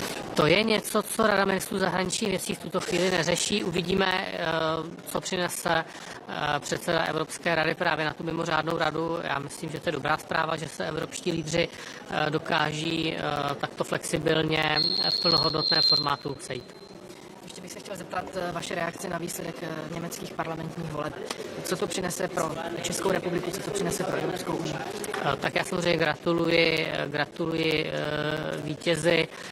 Uvidíme, jak rychle bude složena nová německá vláda. Slyšel jsem něco až o Velikonocích, to je poměrně dlouhý čas, vzhledem k tomu, jak se všechny ty věci odehrávají teďka rychle, ale pro nás bude klíčové, aby v Německu byla také stabilní vláda. Zdá se, že ten volební výsledek tomu nahrává. Pane ministře, jak vnímáte aktuální roli Spojených států ve vyjednávání o míru na Ukrajině? Tato otázka je poměrně široká, jak bychom ji mohli specifikovat. Tak například to, že Spojené státy se setkávají se zástupci Ruské federace, zatímco s Ukrajinou ty styky nejsou tak intenzivní a v plánu je například setkání i Vladimíra Putina s Donaldem Trumpem. Já myslím, že je potřeba se Spojenými státy teďka vést velmi intenzivní dialog. Já myslím, je potřeba na všech možných úrovních. Já jsem tam byl na takové velmi pracovní cestě. Setkali jsme se s řadou amerických představitelů na Mnichovské bezpečnostní konferenci. Řada evropských státníků vlastně teďka odcestovala do Spojených států na různá jednání i na té nejvyšší úrovni. Já čekám na výstupy například té schůzky Macron-Trump nebo s britským premiérem Starmerem. Uvidíme, jak dopadne dneska hlasování ve valném shromáždění OSN, kde vlastně je ukrajinská a evropská rezoluce a také tam je americký návrh. To také ukáže poměrně hodně, ale naším úkolem je zůstat v intenzivním kontaktu se Spojenými státy, dát jim najevo, že Evropa se dokáže o sebe postarat. To je konec konců naše politika, aby Evropa byla silná, aby Evropa dokázala zadržet Rusko, abychom se dokázali postarat o naši bezpečnost a tyto zájmy vysvětlovat i ve Spojených státech. Já myslím, že ty retorické posuny i ze strany amerického prezidenta slyšíme úplně všichni. Stejně tak jsme zaznamenali, nebo já jsem byl přímo v tom sále, když J.D. Vance měl hovořit o, řekněme, globální geopolitické bezpečnosti, hovořil spíše o politice, takže nikdo nezůstává hluchý a slepý, ale my se podle toho musíme zařídit a musíme se o naši bezpečnost umět postarat sami.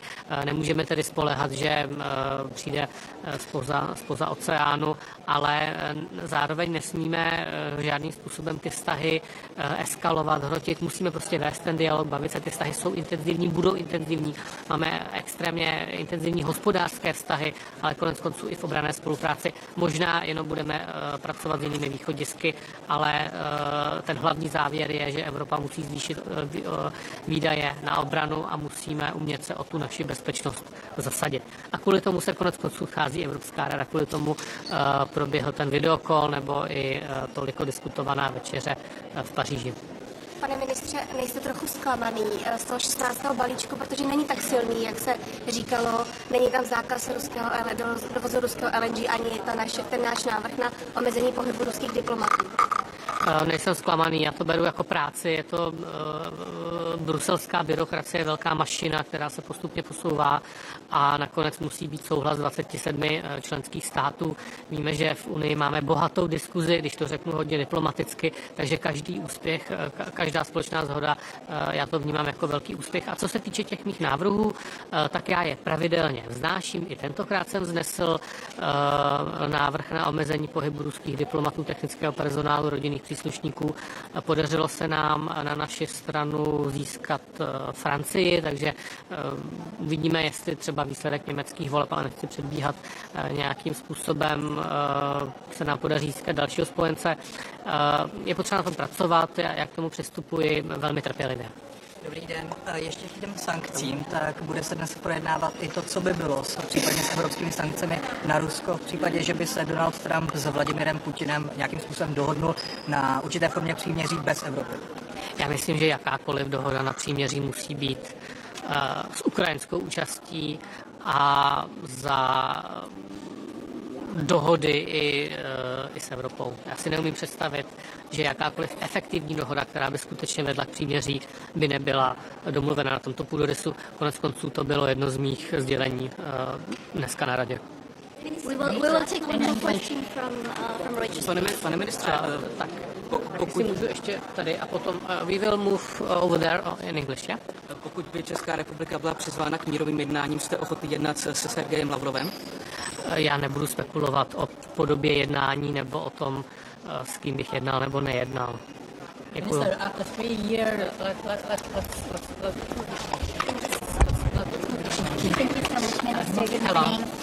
Friedrich Merz said last night that when it comes to the U.S. government, it looks like this government does not care much about the fate of Europe. Do you agree with that sentiment? And if so, what are the implications for NATO and Europe? So, this is a very political statement, and I feel it represents a certain situation in Germany right after elections. We have to engage the US very intensively, and I think we all can feel the change in the US rhetorics, especially like last 2-3 weeks. But it doesn't mean that we stop this engagement. Otherwise, exactly the opposite. We have to increase our activity and show that we are strong and that we will be strong. I think that's the message which needs to go across the ocean. And this statement actually fits into this vision of a European position. But do you think that Europe can still rely on the United States in terms of security? I think we have to rely on the European strength. We know that. We know that for a long time, and also a good cooperation with the USA will just enhance that. Thank you very much. There's a question on Syria. You're lifting that sanction today on Syria on different sector. And today there's a national dialogue in Damascus without any political parties, without religious and ethnic groups like Kurds, Druze, etc. What's the current position of you and your country regarding the new rulers in Damascus? So I cannot comment on the political dialogue. I don't know details. I think it's important that we reflect the changes in Syria and that we also allow the humanitarian and development aid flow in the country. So let's say that there is a certain benefit of doubt in the current situation. So I hope that this will be something that will help to stabilize the situation in the region. One last question here and then I have to run. Yeah. Your Association Council with Israel today, what will be your message to your Israeli counterparts? Some are saying this is not business as usual. Are you reaching out your hand? So we have a strong strategic relationship with Israel, between Czechia and Israel. So I will be speaking in a broad scope about the relationship, about the necessity of peace in a region, as well as necessity to support the international law and international humanitarian law. And this is my typical message, and it also will be said today. Sorry. Thank you very much. Thank you. Goodbye. Thank you.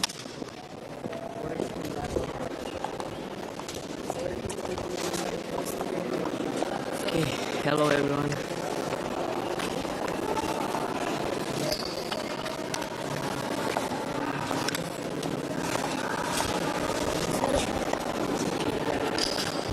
Is it heavy?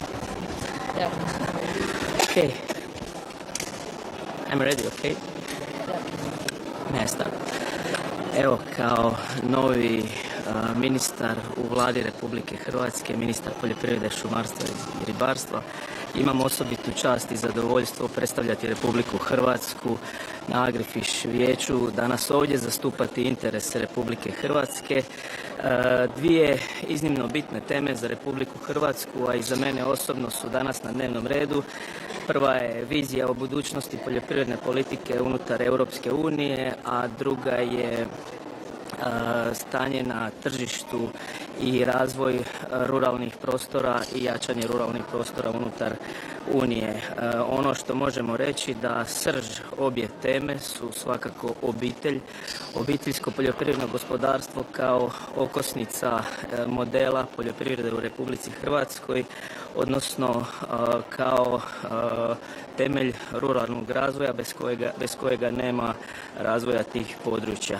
Svakako kao Republika Hrvatska ćemo se zalagati u našim stavovima za jačanje svih sektora unutar poljoprivredne politike. Svakako među njima je obiteljska, mala i srednja poljoprivredna gospodarstva. Stanje na tržištu unutar Europske unije je jedna od tema koja je također danas na dnevnom redu. Unutar stanja na tržištu svakako možemo reći da dolazi do određenih pomaka po pitanju stabilnosti, no svakako postoje određeni izazovi koji povremeno u određenim sektorima, u određenim regijama dođu do izražaja. Stupajući na dužnost ministra poljoprivrede sam se susreo s takvim jednim izazovom. U prvim danima smo imali posebnu situaciju po pitanju svinjogojstva. Navedenu problematiku smo u jednom aktivnom dijalogu rješavali s našim svinjogojcima, prerađivačima i otkupljivačima. U jednom aktivnom dijalogu mislim da smo u prvim tjednima došli do rješenja i vjerujem da ćemo na temelju zaključaka koje smo dogovorili neki dan na sastanku u ministarstvu doći do rješenja u sljedećim danima. Svakako izvanredne vijesti za Republiku Hrvatsku su 6,7 milijuna eura koje je Hrvatska dobila unutar financijske omotnice i kao pomoć hrvatskim poljoprivrednicima koju možemo očekivati u sljedećim danima, tako da evo imam čast kao prvi put na Agrifish vijeću donijeti takve vijesti kući. Hvala lijepo.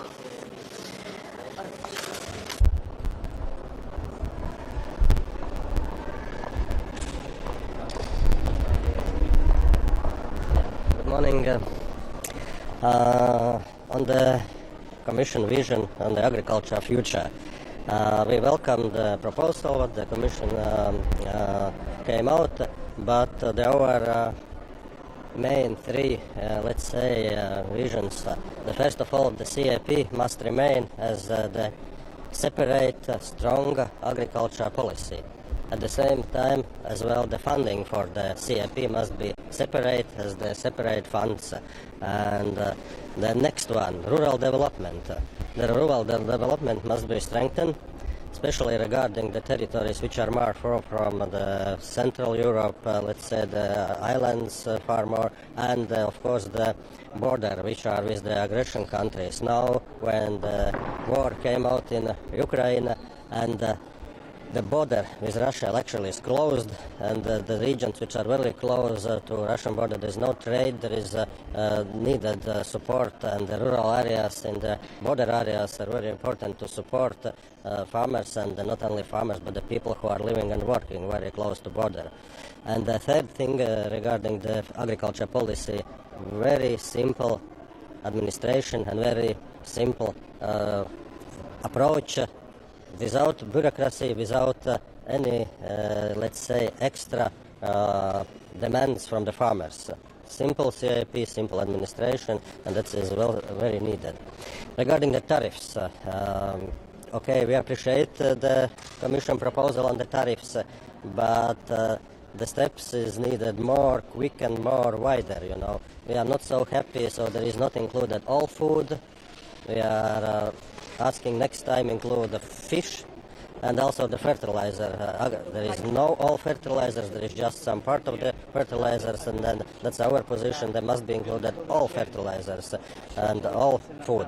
That is the way how to treat with Russia, and the approach, one approach to all products that shall be introduced. Okay, thank you very much.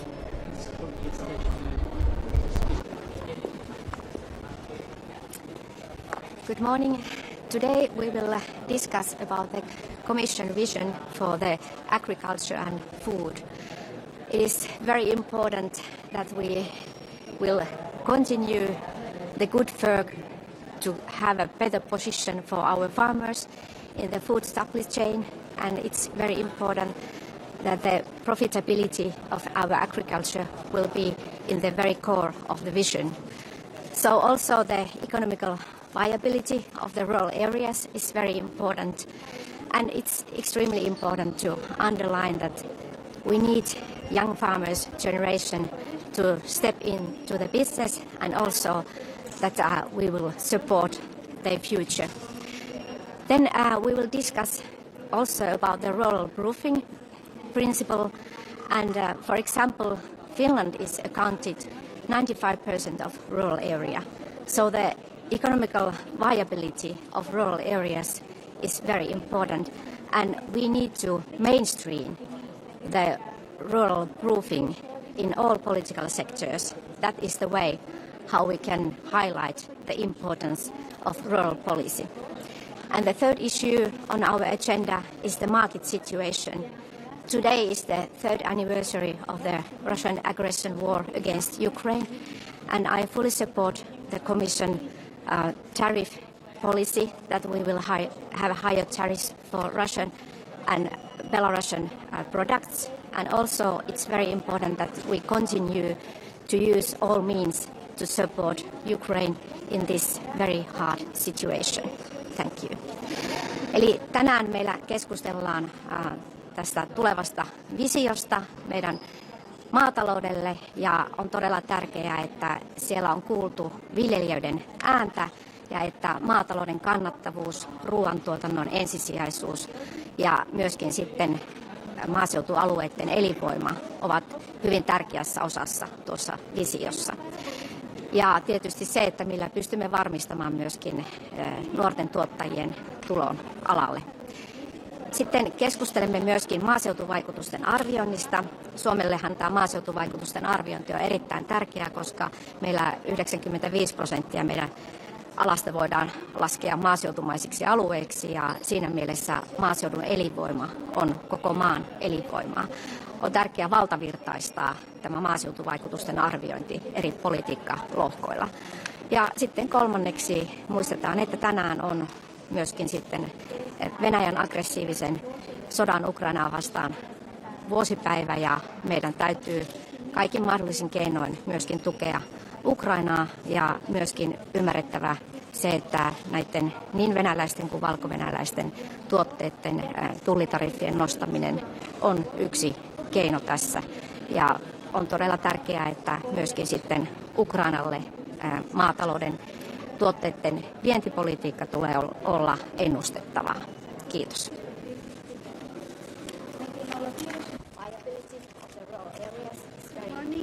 Καλημέρα. Συμβούλιο Υπουργών Γεωργίας με πολύ σημαντικά θέματα στην ατζέντα. Αυτό το οποίο ξεχωρίζουμε φυσικά είναι η παρουσίαση του οράματος για τη γεωργία και τα τρόφιμα για την αμέσως επόμενη περίοδο. Ένα κείμενο πλαίσιο το οποίο περιμέναμε έτσι με μεγάλη αγωνία, και με ικανοποίηση βλέπουμε ότι περιλαμβάνει μέσα σημαντικά στοιχεία τα οποία έχουμε και εμείς στη δική μας στρατηγική για τον πρωτογενή τομέα. Ξεχωρίζω τις αναφορές για δίκαιη τιμή στα γεωργικά προϊόντα, δίκαιο εισόδημα για τους αγρότες και τις αγρότησές μας, δημιουργία ενός πρωτογενούς τομέα ο οποίος θα είναι ελκυστικός για νέους και νέες, που είναι και δική μας προτεραιότητα, η αναφορά στην ανθεκτικότητα για το νερό. Θυμίζω, ως μετενιά έχουμε ήδη ζητήσει τη δημιουργία μιας ολιστικής προσέγγισης σε ό,τι αφορά το νερό, τόσο εντός όσο και εκτός κοινής αγροτικής πολιτικής, για να προστατεύει τους αγρότες και τις αγρότησές μας από τις δύσκολες καιρικές συνθήκες τις οποίες διανύουμε, και φυσικά η αναφορά στο όραμα για το πλαίσιο της αλίας. Θυμίζω ότι ως Κύπρος έχουμε στηρίξει το σύμφωνο για τους ωκεανούς. Ήδη προηγήθηκε μια συζήτηση μαζί με τον Επίτροπο Κώστα Καντή και άλλους υπουργούς την Παρασκευή, όπου ακριβώς έχουμε στηρίξει το συγκεκριμένο σύμφωνο, διότι δημιουργεί το πλαίσιο της ανθεκτικότητας τόσο για τον τομέα της αλίας όσο και για τις παράκτιες περιοχές. Ένα πάρα πολύ σημαντικό επίσης θέμα που έχουμε στη σημερινή ατζέντα είναι η αναφορά για τον μηχανισμό της αγροτικής θωράκισης. Για μας ο μηχανισμός αυτός είναι πάρα πολύ σημαντικός, αλλά δεν θέλουμε να εξετάζει μόνο τις επιπτώσεις που έχουν διάφορες νομοθετικές ρυθμίσεις στον αγροτικό κόσμο, αλλά ταυτόχρονα να δημιουργεί και το πλαίσιο έτσι ώστε να αναπτύσσονται οι αγροτικές περιοχές για να μπορούν να δίνουν και ένα επιπρόσθετο εισόδημα στους αγρότες και τις αγροτισές μας. Επίσης, σήμερα συζητάμε και για τις γεωργικές αγορές και για το πώς έτσι εξελίσσονται με τα νέα δεδομένα. Ως Κύπρος θυμίζω ότι έχουμε ζητήσει και έχουμε εξασφαλίσει από την Ευρωπαϊκή Επιτροπή μια σημαντική στήριξη μέσα από το Γεωργικό Αποθεματικό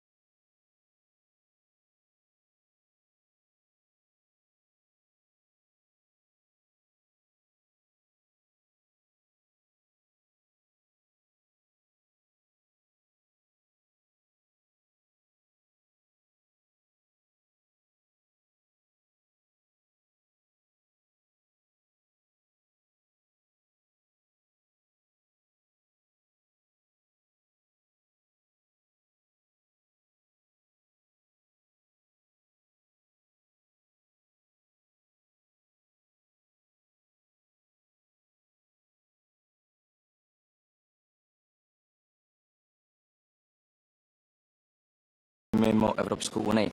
To znamená, pokud budeme dovážet, a teď je v zásadě jedno, jestli se jedná o Brazílii nebo Ukrajinu, tak ty podmínky pro ty producenty by měly být stejné, jako jsou požadovány po našich českých, německých, dánských pěstitelích. Čili ta míra reciprocity, která je obsažena i v té vizi samotné, tak je pro nás velmi důležitá. Toto jednoznačně podporujeme. Samozřejmě na tou vizí potom zůstává jedna otázka ve vizi nevyřčená, a to je víceletý finanční rámec. Protože my si tady můžeme namalovat v zásadě, co chceme, a můžeme mít vize sebehezčí a sebe transparentnější a sebe pozitivnější pro rozvoj zemědělství a potravinářství, ale pokud nebude zajištěno financování do budoucna, tak to zůstane pouze textem na papíru. I o tom jsme ráno vedli poměrně živou debatu s kolegy. Víceletý finanční rámec je teď vlastně na startu a zachovat tu samostatnou zemědělskou obálku o dvou pilířích, to znamená nejenom přímé platby, ale i platby investiční, kde potom máme rozvoj venkova, kde máme mladé zemědělce, tak to je jedna z věcí, která určitě je i pro mě osobně a pro naši vládu prioritou. Pane ministře, jste zmínil snižování administrativní zátěže. Budete navrhovat další odklad nebo zrušení legislativy ohledně deforestace, což už se tak jakoby objevilo, nebo ta zařazení České republiky na nějakou seznam země s nulovým rizikem? Případně vlastně, když jste zmínil tu reciprocitu, tak to je právě ta reciprocita pro státy mimo Evropskou unii a pro státy dovnitř Evropské unie. Tady podle té logiky tím pádem neměly by pak být ty podmínky pro všechny stejně náročné? Měli, ano, jednoznačně ano, a pokud jde o nařízení o odlesňování, tak my čekáme s napětím, jestli Evropská komise stihne ten limit, který si dala, ten opatření nadále odložilo, anebo se hledalo prostě nějaké jiné řešení. Česká republika neodlesňuje, Česká republika naopak v těch absolutních hodnotách zalesňuje. Já tedy nevidím moc důvod, proč nakládat další batoh opatření a výkaznictví pro naše zemědělce, potravináře, obchodníky. Tohle to jsou přesně ty věci, které úplně nedávají smysl, a myslím, je potřeba k tomu přistupovat velmi racionálně. Na to, s čím úplně nesouhlasíte v té vizi, a vy jste zmiňoval potravinářství, tak co konkrétně vám tam chybí, co se týče potravinářství? Je i to, že vlastně my v Česku řešíme, jaká je efektivita potravinářství. Vidíme, že i podle zelené zprávy Ministerstva zemědělství české potravinářství trochu pokulhává za jinými zeměmi Evropské unie, tak proč vám tam chybí právě zmínka o tom potravinářství? Je tam zmíněn produkční charakter zemědělství a důležitost toho, že zemědělství je klíčem pro udržení konkurenceschopnosti Evropy, ale bohužel už tam zůstává trochu stranou celá oblast potravinářství. Proto toto budu zmiňovat jako jedna z věcí, která by podle našeho názoru měla do té vize nebo respektive do těch navazujících dokumentů být doplněna nebo posílena. Co se týče vlastně celé té vize, tak vlastně jenom to potravinářství tam chybí, nebo ještě nějaké jiné položky? Ne, asi takhle, aby to nevyznělo negativně. Ta vize samotná je pozitivním krokem jednoznačně dopředu. Já jsem to dneska ráno zmiňoval a děkoval jsem panu komisaři jeho týmu, protože ten posun směrem k respektování konkurenceschopnosti, snaha snižovat byrokracii, administrativu, to všechno je pozitivní. My se bavíme o některých detailech. Já bych například si dovedl představit větší míru důrazu na tu reciprocitu mezi Evropou a třetími státy. Určitě to, co tam není, ale to je logické a to bude velká debata jak pro ministry zemědělství, tak pro ministry financí, tak je otázka nastavení víceletého finančního rámce. We're sorry, we need to run for the meeting. Yeah, we're sorry. Pěkný den.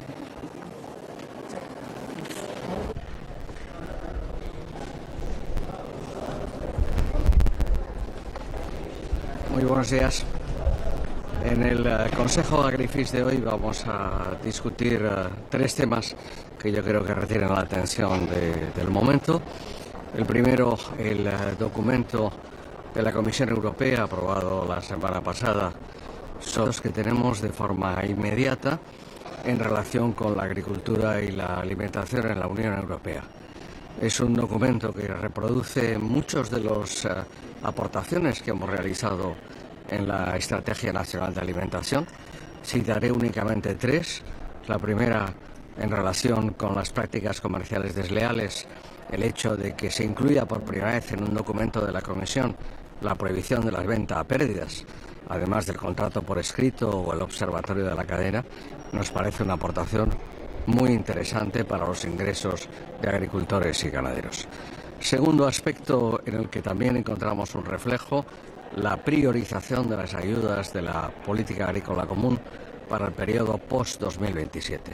La PAC debe ser para el agricultor y el ganadero que lo necesita, y no una ayuda, digamos, horizontal, generalizada, sino realmente enfocada a aquel que realmente, yo diría que la inmensa clase media de la agricultura, pequeños y medianos agricultores. Y en tercer lugar, en cuanto a las prácticas comerciales, la reciprocidad, que es algo que hemos venido defendiendo bajo el término, digamos, popular de cláusula de espejo, que no aparece como tal en el documento, pero sí la reciprocidad, en particular en la utilización de productos fitosanitarios. Por tanto, desde el punto de vista del contenido nos parece un buen documento, y el segundo aspecto nos parece un buen método, es decir, lo que supone la escucha y el diálogo, que siempre no solo hemos preconizado, sino practicado en España, que también a nivel europeo, incluso con una reunión anual de todos los actores de la cadena alimentaria, se pueda llevar a cabo. Esto nos parece realmente muy interesante. El segundo punto de discusión del día de hoy va a ser el relativo a la situación de los mercados. Y aquí empezaré por agradecer a la Comisión Europea la movilización de la reserva agrícola. Como ustedes saben, ha destinado a la Comisión 68 millones de euros para España. Es el 70% del conjunto de la movilización de fondos llevado a cabo en este tramo a nivel europeo, de los cuales vamos a dedicar 15 millones a sequía, como habíamos ya pedido, y 53 millones a la Dana en Valencia. Sequía vamos a cubrir aproximadamente 185.000 hectáreas del arco mediterráneo, y en la Dana en Valencia, pues las actuaciones que veamos más perentorias. El otro día visité Valencia con el comisario Jansen y en particular anuncié que en relación con el sector del arroz y aquellas hectáreas que no se puedan sembrar serán objeto, utilizaremos parte de estas ayudas al respecto. Segundo gran tema en este debate sobre mercados, fertilizantes. Yo diría que si hay un tema que me preocupa en este momento en una perspectiva de medio o largo plazo, es la situación del mercado de los fertilizantes en Europa. En efecto, hemos adoptado una serie de medidas absolutamente necesarias y solidarias. Hoy se cumple el tercer aniversario de la invasión ilegal e injustificada de Ucrania por parte de Rusia, y hemos adoptado unas medidas restrictivas respecto de Rusia, que es uno de los grandes productores, junto a Bielorrusia, de fertilizantes en el mundo. El incremento del precio del gas, unido lógicamente al que produce desde el punto de vista del amoníaco y del fosfórico, del gas fosfórico, pues supone un elemento preocupante desde el punto de vista del precio, como lo supone pues el tema evidentemente también de los fosfatos o de las potasas. Por tanto, este es un elemento que debemos intentar resolver a nivel europeo.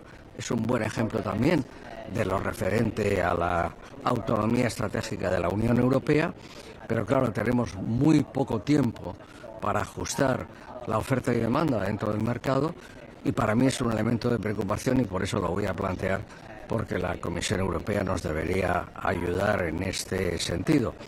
Particularmente estamos nosotros desarrollando, Países Bajos también, una iniciativa en materia de la utilización de la fertilización orgánica y de biofertilizantes, pero tenemos que acompasar los tiempos para evitar que, como nos pasó con la guerra de Ucrania al principio, haya una subida muy elevada del precio de fertilizantes que pueda afectar al precio de los alimentos. Y el tercer punto que voy a defender en este debate sobre las cuestiones comerciales es lo que se refiere al sector del vino. Como ustedes saben, el grupo de alto nivel extrajo unas conclusiones a final del mes de diciembre. La Comisión Europea, el otro día me lo comentaba el comisario y ya lo anunció en el Parlamento Europeo, va a presentar medidas concretas en este mes de marzo. Nos parece muy importante En el caso de España, este año vamos a tener 36,8 millones de hectolitros de producción, es decir, un 15% más. El año pasado exportamos en torno a 3.000 millones de euros, más o menos, de vino. Disminuyó la exportación en volumen, pero aumentó la exportación en valor.